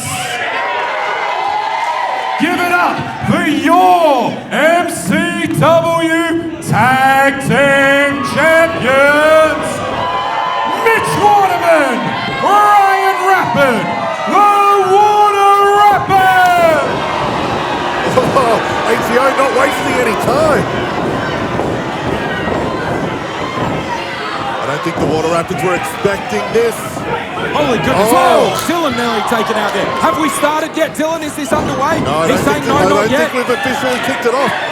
He's trying to get things sorted right here. I mean, he's trying to hopefully get some control, get one man each out to the apron start. This is a one-on-one contest. ATO not ready for it here. Oh, Ryan Rapid though. Living up to his name. That beautiful springboard move. Oh, shotgun drop kick from Waterman. You know, Simon, we talked about high stakes, that people trying to make their own luck here. ATO definitely prepared to take their own luck by trying to jump the champions, but it looks like that's backfired on them right now. Oh, things have started. It's getting hectic. And we're still not officially underway. We are not. Dylan McKay trying to settle things down. Get opponents into their corners. Get lethal men. Settle things down. Oh, Julian Ward just pushing Waterman out of the ring. Oh no. Oh, we are ringing the bell now. Now we've got two single competitors in the ring here. Ryan Rapid doesn't mind these odds. This is a fiery man. Yeah, but who's legal? Which opponent? He'll take them both on. Oh! Vicious drop kick to Kaz Jordan in the corner. And then we've got Julian Ward over here. Julian Ward, seen on his tights, a stomper. This is the muscle, this is the heavy hitter of the ATO. Look at how calm he is in the ring, despite what's at stake. Well, these men are no strangers to pressure. You know, they are the current EPW Tag Team Champions, which they are for a second time. Incredible Larry there. Looking for a cover here. The ATO, the Australian takeover. And they're taking that takeover to the world. Look, they are. They're representing this country, our style of professional wrestling, everywhere they go. But I'm sorry, until you take out the Water Rapids, you aren't the country's best tag team. I agree with you there. They have had some great success over in North America. Across in Perth, like we said, and they get ready for a tour of Japan as well. And look at this man in the ring, Richie Rich Kaz Jordan. If you're a long-time fan of MCW, you may have seen Kaz Jordan before. Let me tell you, I was a massive fan of this man early in his career. I don't like his attitude now, but I have always loved the way he goes about it in the ring. I believe if he had stayed here in Melbourne, he would be in those upper echelons of your Mitch Waterman, of your Jarvises. This is a man who certainly could be and could have been an Inter-Commonwealth champion, a tag champion, and even looking towards a world title. Such is my belief in someone like Kaz Jordan, and then Julian Ward, the Stomper. What Kaz has in flair and panache, this man just has in brutality and deep impact. That's right, Lindsay. They complement each other so well, and that's sometimes what makes great tag teams. That difference of styles. They bring what the other sometimes doesn't have, or they bring out the best of them. The crowd trying to will Mitch Waterman back into this match. You can see he's made his way back into the legal corner, but it may be too little, too late. Julian Ward going for the cover. Not enough to take out Ryan Rapid. You say it about Ryan Rapid, that's their brains. Doesn't matter if he's beat down prior to the bell. He fought back, and he's going to defend those championships. Like you said, potentially a record could be set for the Water Rapids tonight. A record that they would be equaling. Mitch Waterman currently has with his former tag team partner Nick Perry. Of course, we could forget the impact that the Brat Pack had on MCW and Australian tag team wrestling. Mitch Waterman looking to equal that achievement tonight and then hopefully extend it in the future. But then we have the spoilers in the ATO. And credit to the ATO. What a deal they got themselves for tonight. High stakes. They said they'd come down from Perth. They said they'd come to Melbourne and compete and grace us with their presence, but no stipulation. Part of the deal. And such is when you're just a highly venerated tag team like the ATO is, it's like, hey, if you want us, you need to play by our rules. And I admire that for them. Water Rapids, they didn't mind at all. And that's the thing about the Water Rapids too. Take on all comers, whether it's in triple threat tags, ladder matches, it doesn't matter. Water Rapids. The crowd calling for Mitchie Waterman to get in and F up Kaz. Kaz holding on for dear life onto Rapid. Rapid kicks him off now. He's got the opening he needs. Launches, makes the tag to Mitch. Whoa! Julian Ward. And this is what fascinates me about this matchup. Tag team specialist versus tag team specialist here. And Kaz Jordan, he sees an opportunity, he's taking it right now. Mitch Waterman, he's letting the fire get to his head. Bad mistake on his behalf because now the ATO, they are cashing in with stomps aplenty on Ryan Rapid. And that was a great game plan from ATO because normally you would think, and credit to Mitch Waterman, one of the greatest tag team competitors probably ever in MCW, but ATO, by rattling the Water Rapids early, by jumping them before the bell, Mitch Waterman, he missed a trick that he would have played, that he knows all too well. And like I said, Waterman is not usually a hothead. We definitely see it out of Rapid. You know, we talk about how the ATO complement each other with their skill sets. So too do the Water Rapids. Mitch is usually the calmer one, the more seasoned one, more experienced as a singles competitor. And where we've got Ryan Rapid, I mean, it's all in his name, isn't it? Having a look now, it looks like he may be bleeding from the mouth there, Simon. See if we can get a shot of that in a moment. Oh, I think you're right. Again, that is that hard-hitting style that ATO have been taking everywhere they go. And it was a great point earlier, Lindsay. The previous experience that Kaz Jordan had in MCW, he's got a chip on his shoulder. He told us, he sees guys like Mitch Waterman, how far they've gone. He knows if he was here, like you said, he could have taken their spot. Well, he's going to do it now. Add to his collection of championships. Great back body trap there by Rapid. And now Waterman's in. The crowd erupts as the tag team champion. He throws a clothesline, a back elbow. He sends Kaz Kaz into the ropes. Jordan with the reversal. Looks for a clothesline himself. Waterman ducks under again. Springs off. Sling blade. But now he's got to watch his back. Julian Ward back into the ring. Waterman ready for it there. Ducked under. Sends Ward to the outside here. Jordan looking for the roll up. Cover. Oh, that was close. Looks like he was trying to hold the tights there too. Sometimes you got to do whatever it takes. Oh! Goodness me. I tell you, no matter the outcome of this match, this is something I would like to see as a singles match. Hopefully down the line. Mitch Waterman and Kaz Jordan, that would whet the appetites. But as far as his tag match goes, Waterman looking to put it away here. Up on the top rope, maybe thinking drop kick. Crossbody. Almost got him. Great ring awareness there by Kaz Jordan. The Water Rapids, they said it. They're the most electrifying, death-defying, high-flying tag team. They live up to it. Mitch Waterman, so much experience, but he has not lost a step in that ring. Former world champ, former tag team champion. Continues to make history. And listen to the Thornbury Theatre get behind him. Look, we've seen Mitch Waterman grow up here in the Thornbury Theatre. One of our favourite sons.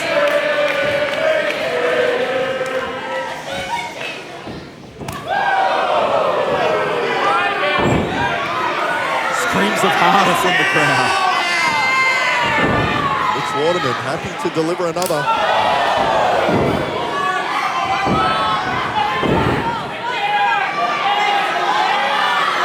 Waterman looks like maybe he might be bleeding from the fist there. Or maybe he's gotten it from Kaz, I'm not sure. Picking him up here, looking for a full Nelson.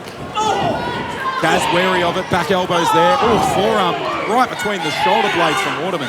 To our left here, Ryan Rapid is still on the stage. This man has been in struggle streak. Thankfully, Waterman able to hold it down in the ring. You can always rely on someone like Mitch Waterman. All of that experience, but again, Kaz Jordan fighting back.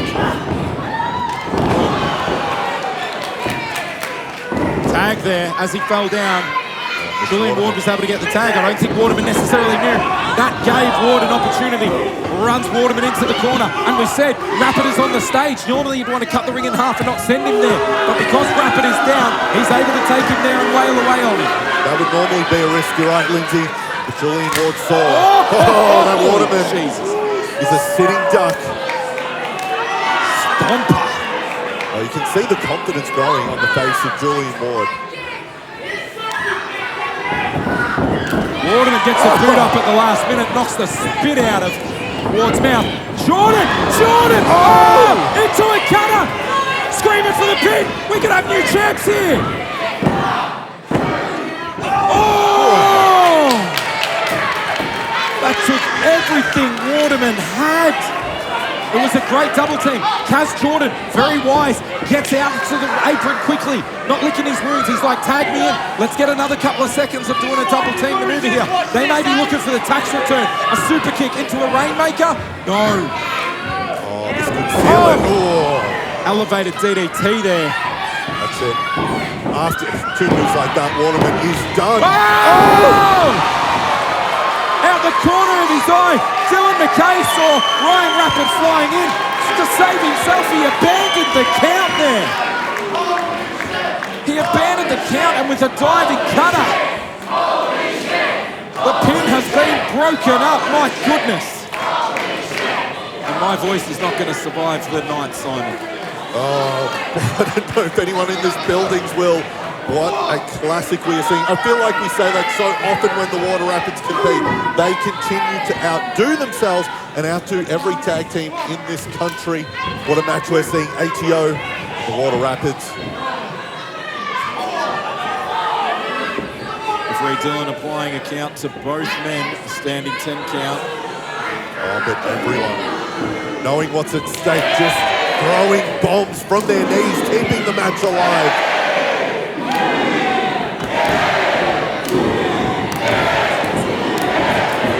Both teams wailing away at each other here. Waterman covering up, doing a bit of defense. Now he's able to answer there on board. So too is Rapid on Kaz. Love it. Sometimes you got to just forget the high flying and just punch someone in the face. I don't even know how to keep up with this, Simon. Oh, Water Rapids. Oh, they might have Jordan where they want. Springboard moonsault misses. Ryan goes up top. He didn't see that it missed. European uppercut there from Ward. Hangs him up. Oh my God! Hey, he spiked him on his head. Dylan McKay's going to have to check it he's right. out. He is out. That was one of the nastiest landings I've ever seen. Oh, I don't know how he's moving. Oh, he does not look clear at all. Oh, How boy. he's moving, I don't know how he doesn't have a broken neck. There it is. Looking for the tax return. Misses it. Super kicks Ward. Waterman ready. Looks for the cover. That was close. Waterman might be alone in this match now. What? I don't. Neither of them knows what corner it is here, but this has practically devolved into a tornado tag, hasn't it? Hey, the referee's going to let it go, Lindsay, then okay. I'm not going to tell Rapid he's not the legal man. What? What is Ryan telling Mitch to do? Oh, this is going deep into the playbook. He might be thinking, I mean, they're from Western Australia. They've come to Melbourne. They might be used to something coast to coast. Dive to the outside. Coast to coast by Waterman.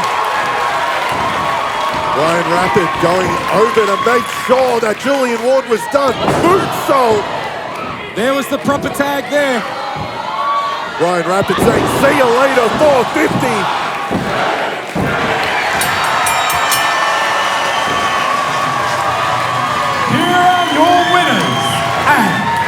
Still MCW Tag Team Champions, the Water Rapids!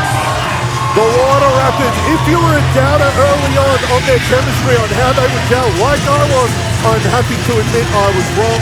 The Water Rapids making a claim to be possibly the greatest tag team in MCW history. A record number of title defenses. They just beat one of the best tag teams that this country has, one of the best tag teams in the world, and we just saw another certified classic. Simon, I have no idea how you do this so many times with him, because let me tell you, I am out of breath, brother, trying to keep up with all the action happening tonight. Well, look, you're pulling double duty, and we thank you again for filling in for Nibs. Well, he said he was on some sort of hunting trip, trying to catch a predator. I don't know what he's talking about, but whatever. Thank you, and what a privilege that we got to see a match like that.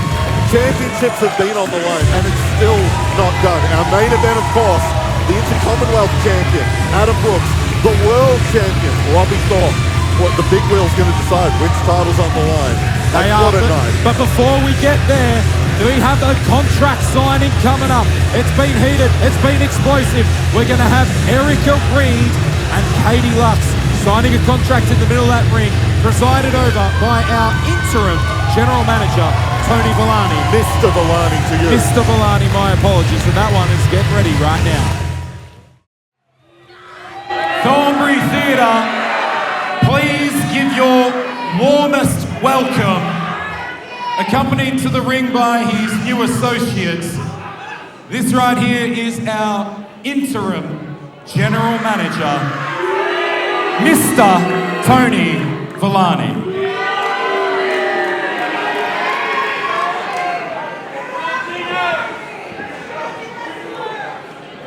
What a coup from Mr. Villani, his associate. The man always going to do it for the paycheck.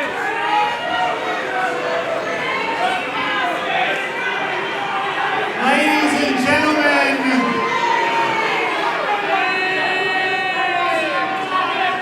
it is now that time of the evening for us to have a little contract signing.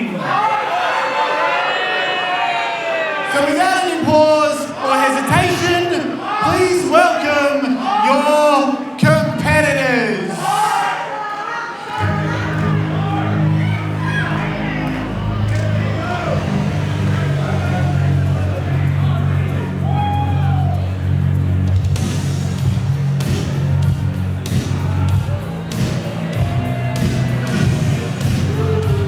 Making her way to the ring, this is the Hellraiser, Katie Lux.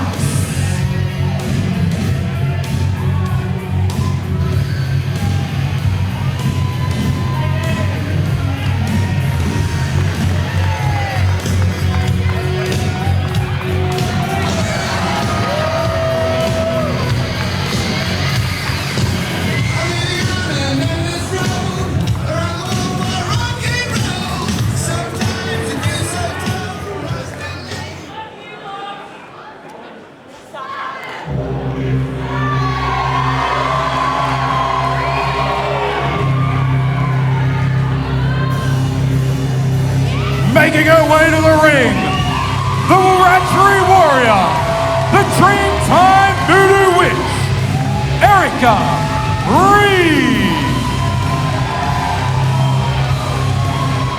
Now, I hope we've got security on standby. I hope we've got the police on standby. This one has gotten completely out of control. We saw what happened when they met in that last women's standing match, going off the rails, off the balcony. We didn't settle it there. We're going to have to run it back. We're going to make it official tonight in this contract signing. Erica Reed. Oh, I can't wait to get out of there. Absolutely. Get out of harm's way. This one's gotten beyond personal. I was just saying, look, there's a reason why we've got all of this extra security around the ring. Even Mr. Villani's, he's gotten his associate, Dino Gambino, to preside over this one as well. This one could get completely out of hand.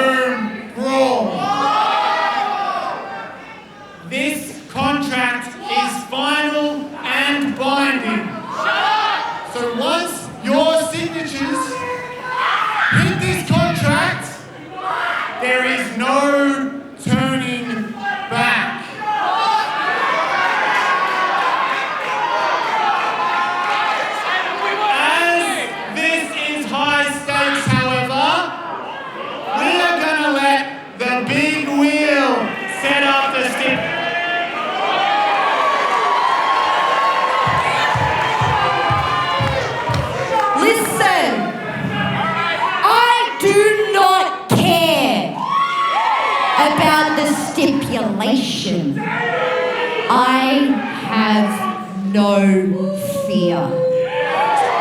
At Ballroom Brawl, I'm going to beat you.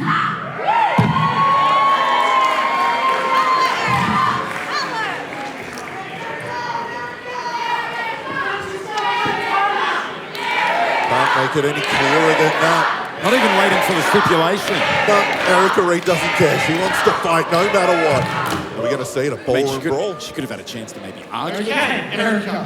Well, we still need to find out the stipulation. So, let's spin the wheel!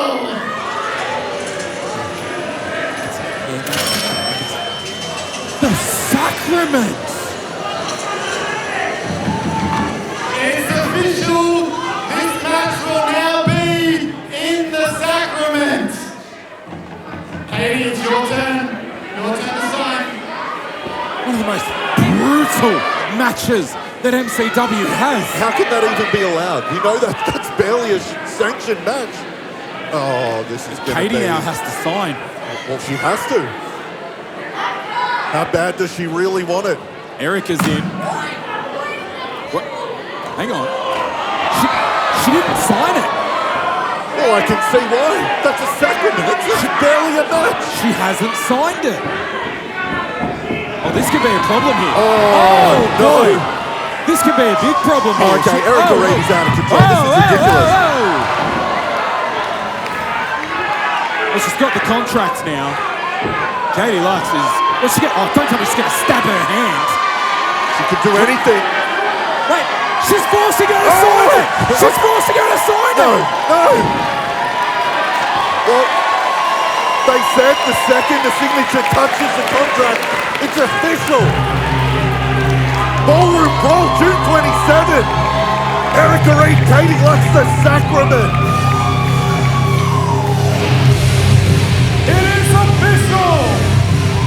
with Katie's signature added, Ballroom Brawl will see a Sacraments match.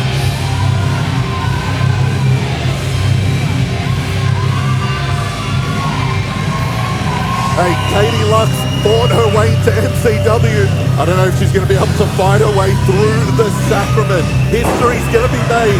June 27, Ballroom Brawl for the first time ever. 2 women will compete in the sacrament. I mean, we've seen the sacrament, usually a match that is the specialty of Edward Dusk. It was up there with all of the options, and that is the risk when it comes to high stakes, and nothing is going to be higher on that night.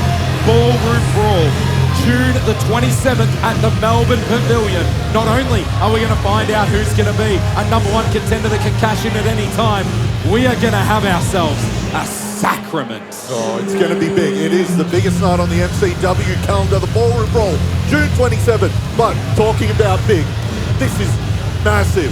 The world champion Robbie Thorpe, the Intercommonwealth champ Adam Brooks in our main event. It is up next. Who is going to remain the one, or who could become the man who holds all the singles gold here in MCW? Let's find out. Thornbury Theatre. It is time for your main event of the evening. Champion versus champion. The big wheel decides whose title is on the line. Introducing first.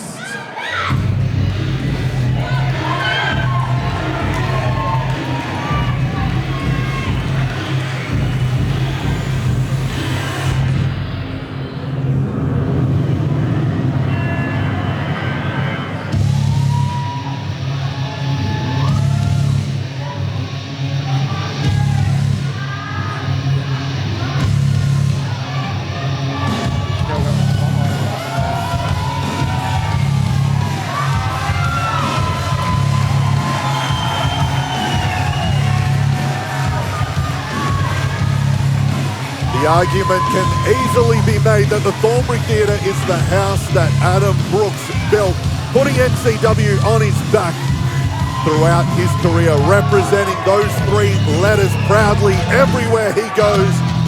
Of course, fans around the world, they saw this man compete in TNA recently, taking on Mustafa Ali in another classic between those 2.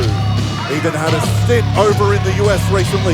He was invited to be a guest coach at the WWE Performance Center. This is a man with so much experience. He has done so much for this industry in this country. And we are so proud to see him compete anywhere he goes, but especially here, back home in the Thornbury Theatre. The Intercommonwealth champ. We can run through his resume, we always do.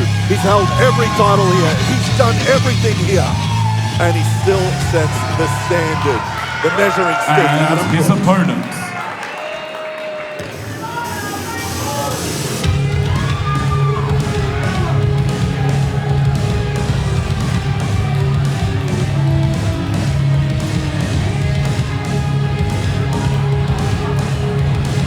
And for all that we can say about Adam Brooks, it feels like one day we will be saying the same very soon about this man, the world champion, the man who is front and center of all the posters you see on all the promotion. He holds the big one. He is the one. He is the world champion, Robbie Thorpe, accompanied by the Icon. Hey, he might be the formal general manager of MCW, but he's got that license. This is all above board. This is all legit.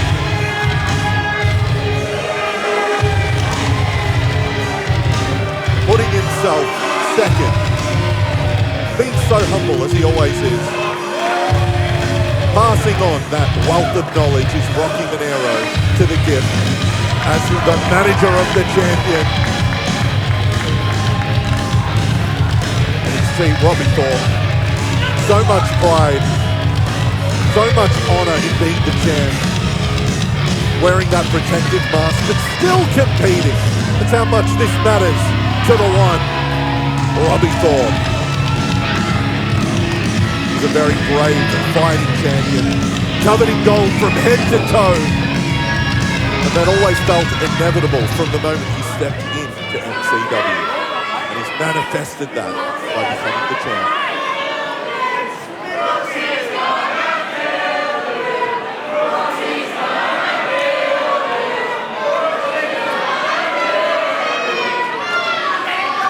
Introducing first, the champion to my right. Hailing from Dingley, he is the MCW Inter-Commonwealth Champion, the Loose Ledge, Adam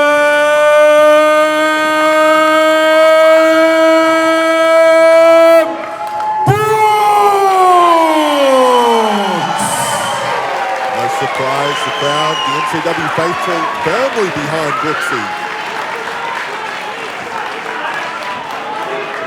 He's held that Inter-Commonwealth championship. Introducing the champion to my left, accompanied to the ring by his officially licensed manager, Rocky Monero.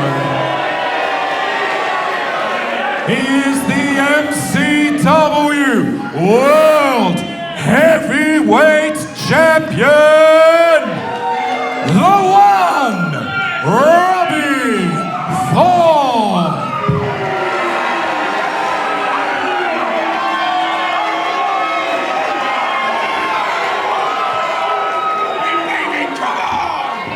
And now, to determine whose championship will be on the line, Thornbury Theatre, for the last time tonight, let's get ready for the Big Wheel!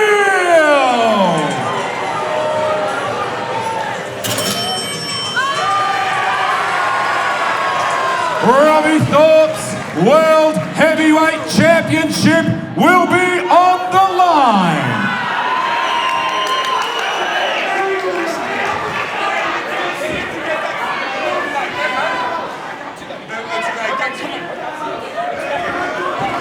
Robbie Thorpe not happy having a go at Lindsay Howard. He doesn't have control of the wheel. He just asks it to be spun, and hey, this was the risk both men were going to take. The big wheel was going to decide which championship was on the line. Adam Brooks said, big risks, big rewards. Hey, couldn't ask for a better outcome if you are the loose ledge. It's not since Slex have we seen someone hold the Inter-Commonwealth and the World Championship at the same time. But it is possible tonight. It is potentially on the cards. And for Robbie Thorpe, he's on the back foot now. His championship is on the line. He just needs to rely on the fact that he has been doing this for a while now. He's been doing this for a while now, defending that championship. Just go into that mode. You are the champion, keep defending. And he asked me in the ring, he said, spin it again. Now, in the past, I may have been maybe swayed by the general manager out there, but he no longer is. Robbie is without a lot of power that he used to have. Yeah, he may be the one, and hey, the big wheel only spins once. Only one championship on the line. That is the MCW World Championship. Robbie Thorpe made the ultimate gamble. Here we go. Main event here at High Stakes. And Simon, you're a man of history. Tell us, how did Adam Brooks get that Inter-Commonwealth Championship? Well, he is, like Vince always calls him, the preeminent Inter-Commonwealth champion. He's won it more than anybody, and the man across from him is the person he beat. That's it, so he knows he can do it. Adam Brooks knows he can beat Robbie Thorpe. Does Robbie Thorpe believe he can beat Adam Brooks? I don't know. And for Robbie Thorpe, look, maybe in the back of his mind he thought, okay, Adam Brooks has become the Inter-Commonwealth champion. I've become the world champion. I don't have to worry about that now. I don't have to prep for him anymore. There was no rematch. They're not going to run it back. But here we are. And Robbie Thorpe is the one putting it on the line. And what's fascinating as well is we know that Robbie Thorpe had been dealing continuously with Jarvis. And they'd have to think the Icons that they outsmarted Jarvis. by defeating him and saying, what is it, 12 months he can't challenge for that championship. Yep. But by eliminating Jarvis, they created a vacuum for someone like an Adam Brooks to now stand up and challenge him. And think about what we've seen recently. Adam Brooks and Jarvis getting back on the same page. They were successful with Robbie Thorpe and Duke Hansen getting rid of the general manager, Rocky Monero, who still hurts me to say. But Jarvis and Adam Brooks, they would have discussed game plan. They would have discussed their opponents. Maybe they've picked apart. Yeah, this is Robbie a Robbie who is not the same man that he was when he won. He had a lot more allies. There was all of the icons. There was Lucky, there was Slicks, there was Rocky as the GM. But again, it's all in the golden, but you know, now he is still the champion. That is the #1 most important thing. But he doesn't have the same backup as he always did. But Robbie Thorpe, hard to find a better technical wrestler than him in the ring. We would normally say the same about Adam Brooks. This is going to be a chess match. This is going to come down to potentially just a bit of luck. It's hard to separate them on attributes alone. Oh! He might be looking for that crossface chicken wing, perhaps. I can't quite see it from behind where I am here. Adam Brooks isn't ready to find out. Adam Brooks, you saw it there. He ran with Robbie Thorpe into the ropes. Oh, beautiful. Brooksy looking for a crossface or maybe a Rings of Saturn, but Thorpe is such a big man. And that's always the tricky thing. He's, you know, 6'5". Essentially, wherever he is, he's got to live within ropes distance. Not since Duke Hansen himself have we had a champion so just visually impressive, the size, the strength, and all of those things. He does have all the tools. If there was anyone you were going to, you know, build in a lab, the perfect pro wrestler, all of those cliches, it is Robbie Thorpe. I maybe wouldn't make him some Grimsby. Nobody's perfect. Crowd calls for one more time. Brooks happy to oblige. Boots him again. Now, tell us, Simon, explain to the fans at home the deal with that mask, that golden visage he has on his face. Look, that is a medical device. His face has been injured, that incredibly handsome face, that nose. He's had the damage done by people like Jarvis and Adam Brooks. They're targeting. Let's go. Well, I say, injuries happen in wrestling all the time. He shouldn't be able to wear that. You just come into the ring with the injuries that you got. I feel it should be gone, and he should just take his blows as they come. Would you say that if someone came in with a knee brace? No. It's the same thing. It's a medical device. In any event, that is an interesting point that you raise. I cannot deny that. Oh! I bet he's glad he was wearing it then, Simon. Wow, face first into that post. Brooks staring down Rocky Monero. Now, the former GM hasn't done anything yet, but you can see the impact, just his mere presence at ringside is having on the Intercommonwealth champion. He's not able to follow up on Robbie Thorpe right now because he's too busy jawing with his former pal. It is hard to take your eyes off a man so handsome like Rocky Monero. Oh, Robbie Thorpe with the power. Going to yank, force Adam Brooks back in the ring with a choke. You're the one yanking right now. Look at that. That's a choke there. Edward Lay ready to make the 5 count. Interesting here, though. While he is defending his title, he now has the champion's advantage. If it's a disqualification or if it's a count-out, he will keep that title. Like we saw earlier in the night, there was a disqualification. Shay Kassidy keeping her championship there, though she was not the one disqualified. Where that happened to Robbie, walks out still the champ. And look, that's always a potential option when you're the champ. That is the champion's advantage. But for Robbie Thorpe, he wants to make an example out of Adam Brooks. And also, it's more of a nuclear option because, you know, management and matchmaking is such. Cover here. We'll get to that point in a minute. Matchmaking is such that if a champion is trying to worm their way out of it that way, we just know that the challenger should by rights get another crack at it. Look, they may have an argument there. So, yeah, potentially Robbie Thorpe, if he wants to seal the deal, get Adam Brooks off his back permanently, he wants a decisive win. That is a great point, Lindsay. And you can hear the crowd, of course, always behind Adam Brooks. Oh, both men trading vicious strikes, big chops. And that's a tool in both of their arsenals. Massive power in those strikes. You mentioned Robbie Thorpe from Grimsby. He does have that UK gritty style, mixing it up, not just from a wrestling quote-unquote standpoint, but with the strikes too. And technical skills as well. Very well trained in that catch-as-catch-can sort of style that a lot of great British wrestlers have.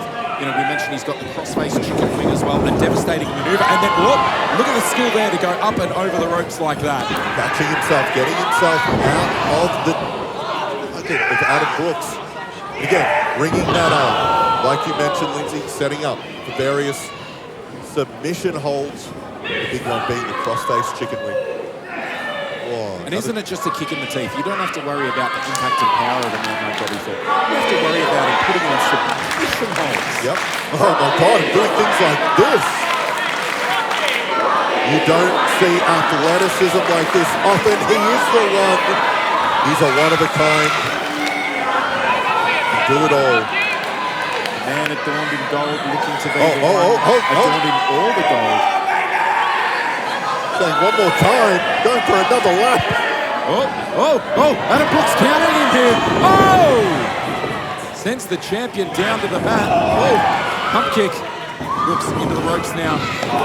Another one. Keeps attacking that medical device of the champion. Third time not the charm, he was caught, but manages to get away a chop and a right hand. Adam Brooks like a pit bull, just biting, striking with whatever limb he can. Mixing it up. Oh, great block there by the champion, and a heck of a European uppercut. Especially with someone that tall, being able to just continually lift through the maneuver like that. He's lucky that he's still got his head attached. A longer range of motion. And just an uppercut. Not since Brexit. Brooksy now attacking the champ, sending him into the ropes. Off to the other side. Beautiful kitchen sink there. Drops the champion down to one knee. And that's an important tactic for Adam Brooks. Chop the big man down. All 110 kilos of the champion. That's why Adam Brooks is someone he has been working on his physique and conditioning for many years now. One of the premier talents in Australia. We've seen him recently heading back overseas, appearing on TNA Wrestling. Taking on former foe, Mustafa Ali. Yeah, a great ambassador for pro wrestling and for MCW, representing MCW everywhere he goes. This is where Adam Brooks has built his name. This is where he's grown up. And like you said, he hasn't just added to his physique, he's added to his arsenal. Early on, with the knock on Adam Brooks, well, he's a high flyer. Okay, well, that's all he does. He continues to grow. The submissions, the strike, the power game. It's hard to find a hole in the game of the loose slopes these days. I mean, who can forget that hellacious match he had with Ricky South? And very similar sort of matchup here. I mean, I would say that South is stronger. He's definitely not taller than Robbie Thorpe, but we can see that Brooks can go from hole to hole with these gigantic men like that. Like you said, not a one-trick pony with the high flying. He's someone who's had to elevate and expand his game as he's gone on in his career. And I think you're right, Adam Brooks is known. Well, in his career, it isn't going to be people who just wrestle his own style. There are going to be big men, and like you mentioned, that's an important one for Adam Brooks to show. Doesn't matter how big you are, Adam Brooks is going to find a way to win. Down now getting behind the Inter-Commonwealth champion. Slowly getting to his feet. He's going to need to attack that midsection here, no. Just as he was maybe thinking about it, that's great work by the world champion. Readjusts where he's positioning. Yanks on the head, takes him down. He felt that Brooks was going for the head scissors to reverse, leaned forward, and now some shots to the head to send the challenger back a bit. Look at him trapping that arm there. Cover here. I love watching Robbie Thorpe wrestle. Don't enjoy him talking too much, but what a talent. What a great champion he is. Because he dots the I's, he crosses the T's, he closes those loopholes that a lot of competitors don't think of. Like he did there, great binding the arm. Just making sure there is less room for escape from his opponent. Oh, he was caught off guard there. He was adjusting that medical device. My apologies. And as he was adjusting it, Brooks was able to capitalize, take him down. Oh, he's all at sea here. I mean, that's protecting his face, but it also keeps falling down in front of his eyes. Maybe obscuring his vision. Oh, That's the risk he's taking to still compete proudly as world champion. Looks for that European uppercut. Brooks turns it into a backslide color. Only the two. Hard to keep a big man in position like that. Thorpe came charging in. Kick to the head there from Brooks. Goes up to the middle rope. Jumps off. What's he thinking? Oh! That face. Look at it. You can see the pain, the anguish. Immediately, Thorpe goes to the outside. You know what? That's great ring awareness for Robbie Thorpe. Like you said, champion's advantage. Going out the ring. Maybe wants to milk that 10 count. But you know what? That is not where you want to be when Adam Brooks is doing... Oh, he's like a missile.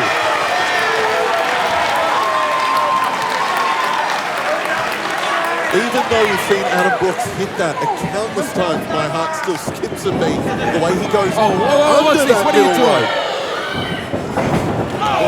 Thought he was maybe going to try and pull Edwin in the way there. Edwin finding safety and just in time. Brooks going from corner to corner both times, laying the boots into the champion. Looking to pick him up. That's a big man to get up. Hangs him up on the ropes. What might he be thinking here? Thorpe is thinking escape. Goes out to the apron. Shot to the midsection. Boot to the face. He's halfway back into the ring now. Maybe trying to go for the chicken wing here. It's not going to be legal, but it is going to do some damage across those he's ropes. biting him. Adam Brooks out of desperation, just running Robbie Thorpe into that ring post. It was messy, both men tangled up in the ropes. And that shows how much this means. The World Championship on the line. You heard the crowd earlier chanting Brooksy 2 belts. And that would mean so much to Adam Brooks. He always says the Intercommonwealth Championship is the title. I'm terribly sorry, Simon, but we have seen Adam Brooks with a superplex, taking it from the stage, up and over, into the ring, cover now, 2! Oh! That was dead weight, that was pure force. Yeah. Adam Brooks again, that is how much he's worked on that power game. 100 and, what was it, Robbie? 110 kilos. Jesus. Wow, over the ropes like that. And again, look, I was going to say, the Intercommonwealth Championship means so much, but for Adam Brooks to make history again, he owns pretty much every record in this promotion. To add becoming a double champ to that list. Oh, he's going after that mask again, that medical device, and he's staring at Rocky, jawing at him here. Minero, to his credit, hasn't gotten involved yet. Look at that hard forearm shots to the ear. That's going to be messing with the equilibrium, maybe delivering a concussion to the champion. Oh boy, oh boy. Minero's still just staring him down. And that's become snot rocket to Minero. He can do that now. He doesn't have to worry about general manager reprisals. Which is disgusting. He's been probably wanting to do that for so... Oh, my God. No, well, that's disgusting, too. Look, big fan of Adam Brooks, but I don't think he needs to resort to this. All is fair in love and war. You're telling me that Thorpe or Minero wouldn't take the same advantage? I don't think they would. Thorpe now. Whoa, whoa, whoa. Nearly losing his footing. Such a big man to be out on the apron there. And great for Brooks. He's able to now turn the tables in. Take him down, pulls him up by the ear. Vicious uppercut there from Thorpe. He's looking for it again, looking for that chicken wing here. It looks like he's got it locked in, but like you said, it's on the outside. He can't get a victory, but he can grind him down. For Robbie Thorpe, maybe he's going to resort to that. Put your opponent to sleep on the outside, walk back in, get the 10 count. Hey, leave champion. I'd actually applaud that. I wouldn't like it, but the strategy is sound. Oh my God! Holy Jesus! Oh no, oh no. Oh, Simon. Simon. Might end it by stoppage. I'm going to go see if I can see. Yeah, we're going to need... Edwin Lane's going to have to get... I know he can make the call, but we might need someone to check on Adam Brooks. That was one of the most... He's face down, Simon. That was one of the most vicious... He looks completely out. All I wouldn't doubt it. Again, you can see referee Edwin Lane maybe counting a little bit with a faster cadence than he normally would. That's for the safety of Adam Brooks. We might need a doctor out here as quick as possible. Let's just get the 10 count out of the way. If I know Adam Brooks, and I can see some movement happening over here, Simon. Adam Brooks, he's not going to go down like that. We're up to a count. Is that 8 or 9? Getting ready here. He beat the count. He beat but at what cost? He might have a concussion, a stinger, a broken neck. Hey, look at referee Edwin Lake. He just looked over at us. He said it's gonna go on.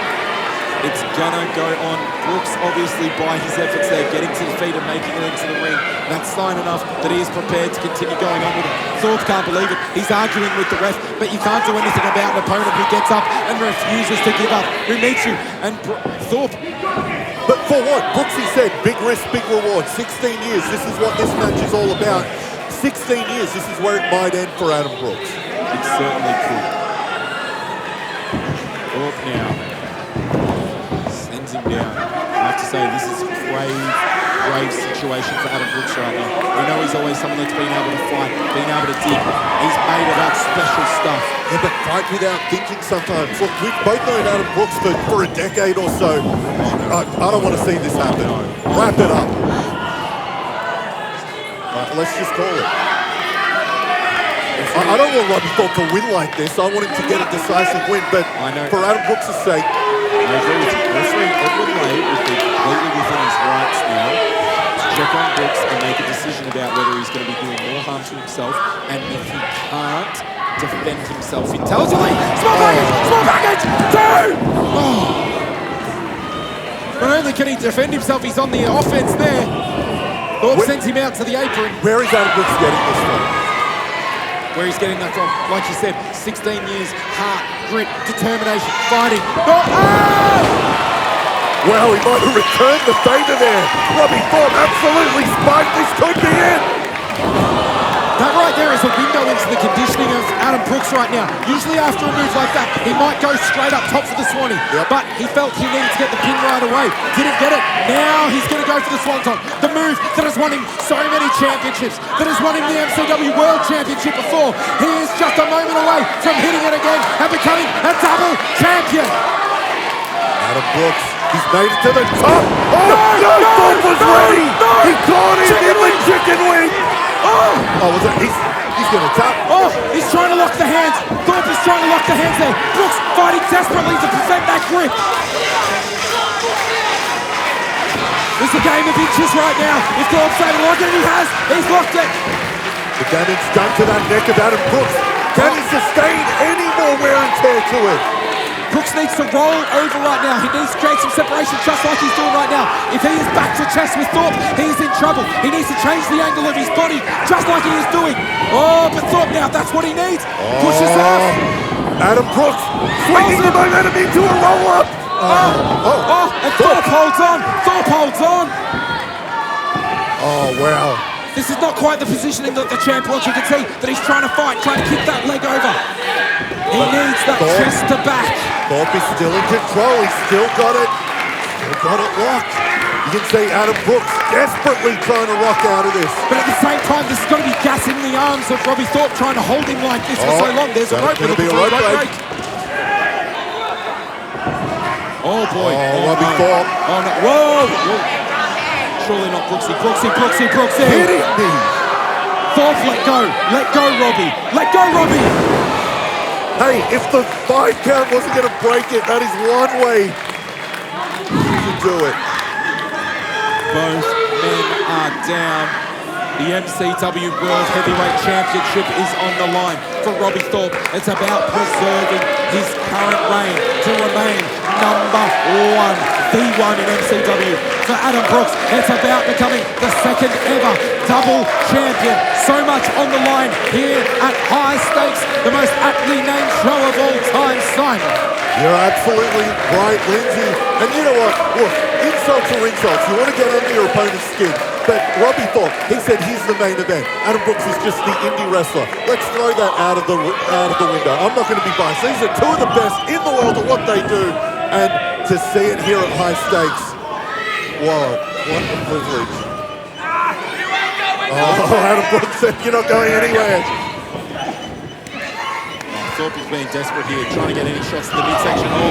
And we don't want to see it end like that. After a classic like this, let's get it back in the ring. Adam Brooks is going to do it by force with those heavy boots. He's just exhausted.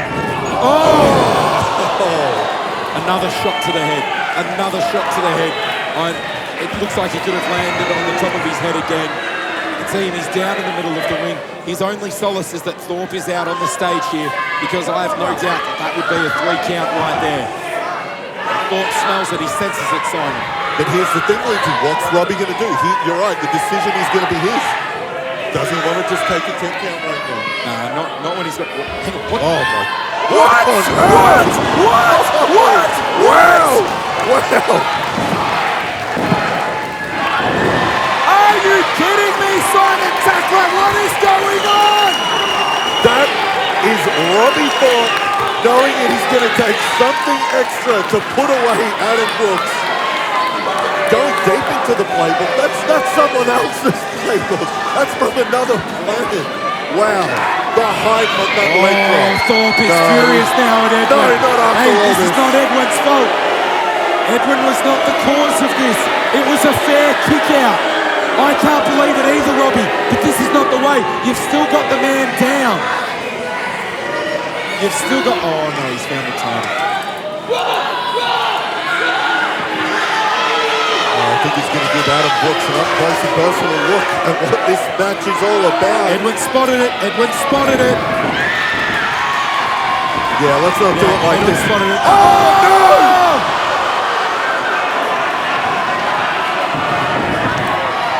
Oh, Adam Brooks knowing, don't waste time, just swing it, anything you can see. And now here it comes. This is how they do it. Look, he might just be a manager now, but he can still throw a vicious right hand. And you know what? It's the ref isn't there to see it, so nothing can be done about it. Yeah, the referee can only call what they say. He waited and picked his spot. He was so quiet on the outside there, you almost forgot about him. But the second the referee is down, Rocky Monero shows how much, not much has changed with him. And for Adam Brooks, Lindsay, he was the one. He broke away from the icons and said he didn't need him. And look, bit of that pass, it's coming back to bite him in the ass. Ah, God damn it. Setting him up now. The chair shot. Think about the impacts he's had to the head so far now. Yep. Is it going to be pretty? Hang on. Jarvis! Jarvis! Jarvis! Oh, look. You can say Rocky Monero getting involved in some good sportsmanship, but it doesn't mean you've got to add to it. Oh, Rocky is insane. Jarvis, one of the men who cost him his GM strip here. Rocky going to cut off Jarvis. Whoa, we got a brawl. We got a brawl out in the crowd here. Oh, Jarvis launching the former GM into the walls of the Thorpe Theatre. But he's not done yet. He's into the lead. He wants Thorpe. Jarvis, Edward's stirring, Jarvis. Oh, Jarvis is going to have to keep that temper under control. Jarvis, you've got to get out. You can't cost Brooks the championship. You're going to have to get out. Jarvis is going to have to wait. Oh, Jarvis is going to have to wait. He's made it to the ballroom brawl. No. Jarvis, don't do it. Get out. This is exactly what Thorpe wants. Don't fall into their trap, Jarvis. You know, Jarvis, he can be a hothead. He's got that temper. Going to stick himself in precarious positions. Might not be worth it tonight. Oh no, Rocky's back in. Oh no!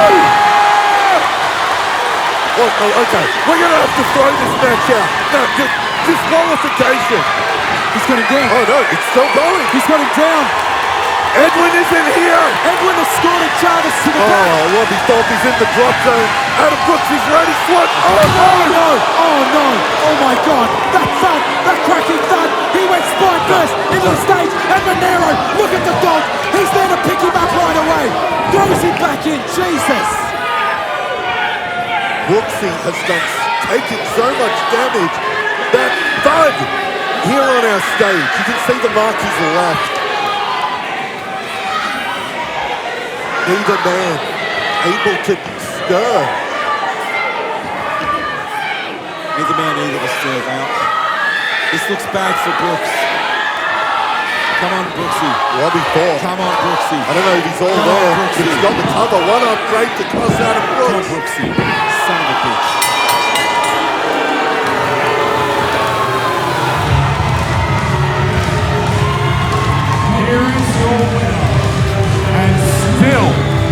MCW World Champion, the one, Robbie Thorpe.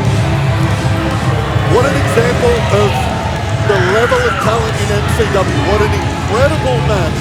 But at the end of the day, I gotta say, didn't want to see it end like that. Oh no! What the hell just happened? What happened is Rocky Monero was super kicked by the new #1 contender, Matt Hayter. Oh, and Thorpe has just been through a wall. He tries to attack Hayter. Hayter there to meet him with fists, hop over the ropes, and he's wailing away on the champion now. Our new #1 contender, not wasting any time. He knows who the champion's gonna be. Whoa! Whoa, whoa, whoa, whoa! O'Leary and Clydesdale.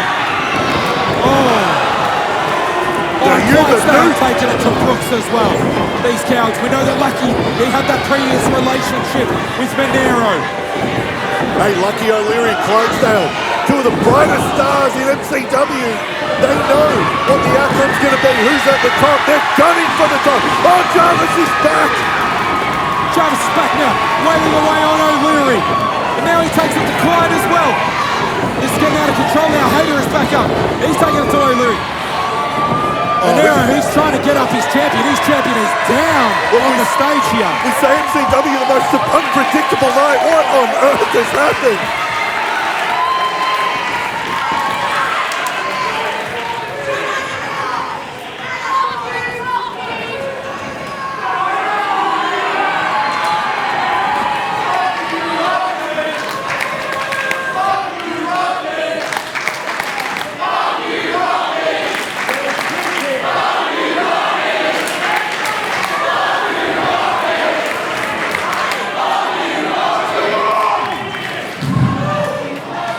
Rob,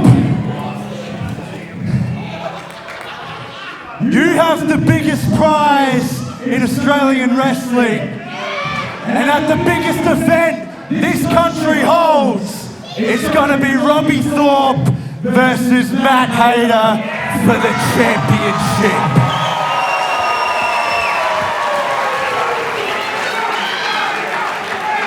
Ballroom Brawl, you're done. Official ego, Matt Hayter not wasting time. The place, the Melbourne Pavilion. The date, June 27, Ballroom Brawl. Matt Hayter, Robbie Thorpe, the MCW World Championship. This has been high stakes. All night we saw competitors willing to put their fate in the hands of the big wheel, but the very best amongst them were able to take control of their own destiny. We have seen tonight Matt Hayter, the new #1 contender. He's picked out his time and place like you said, Simon. It is going to be a Ballroom Brawl. Will we see official ego become the official world champion?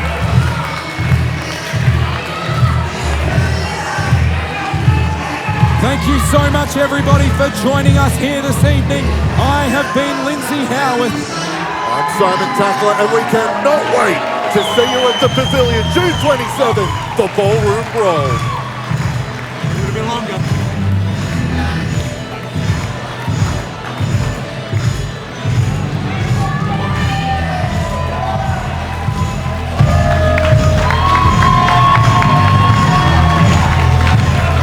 Hold that title close, Rob.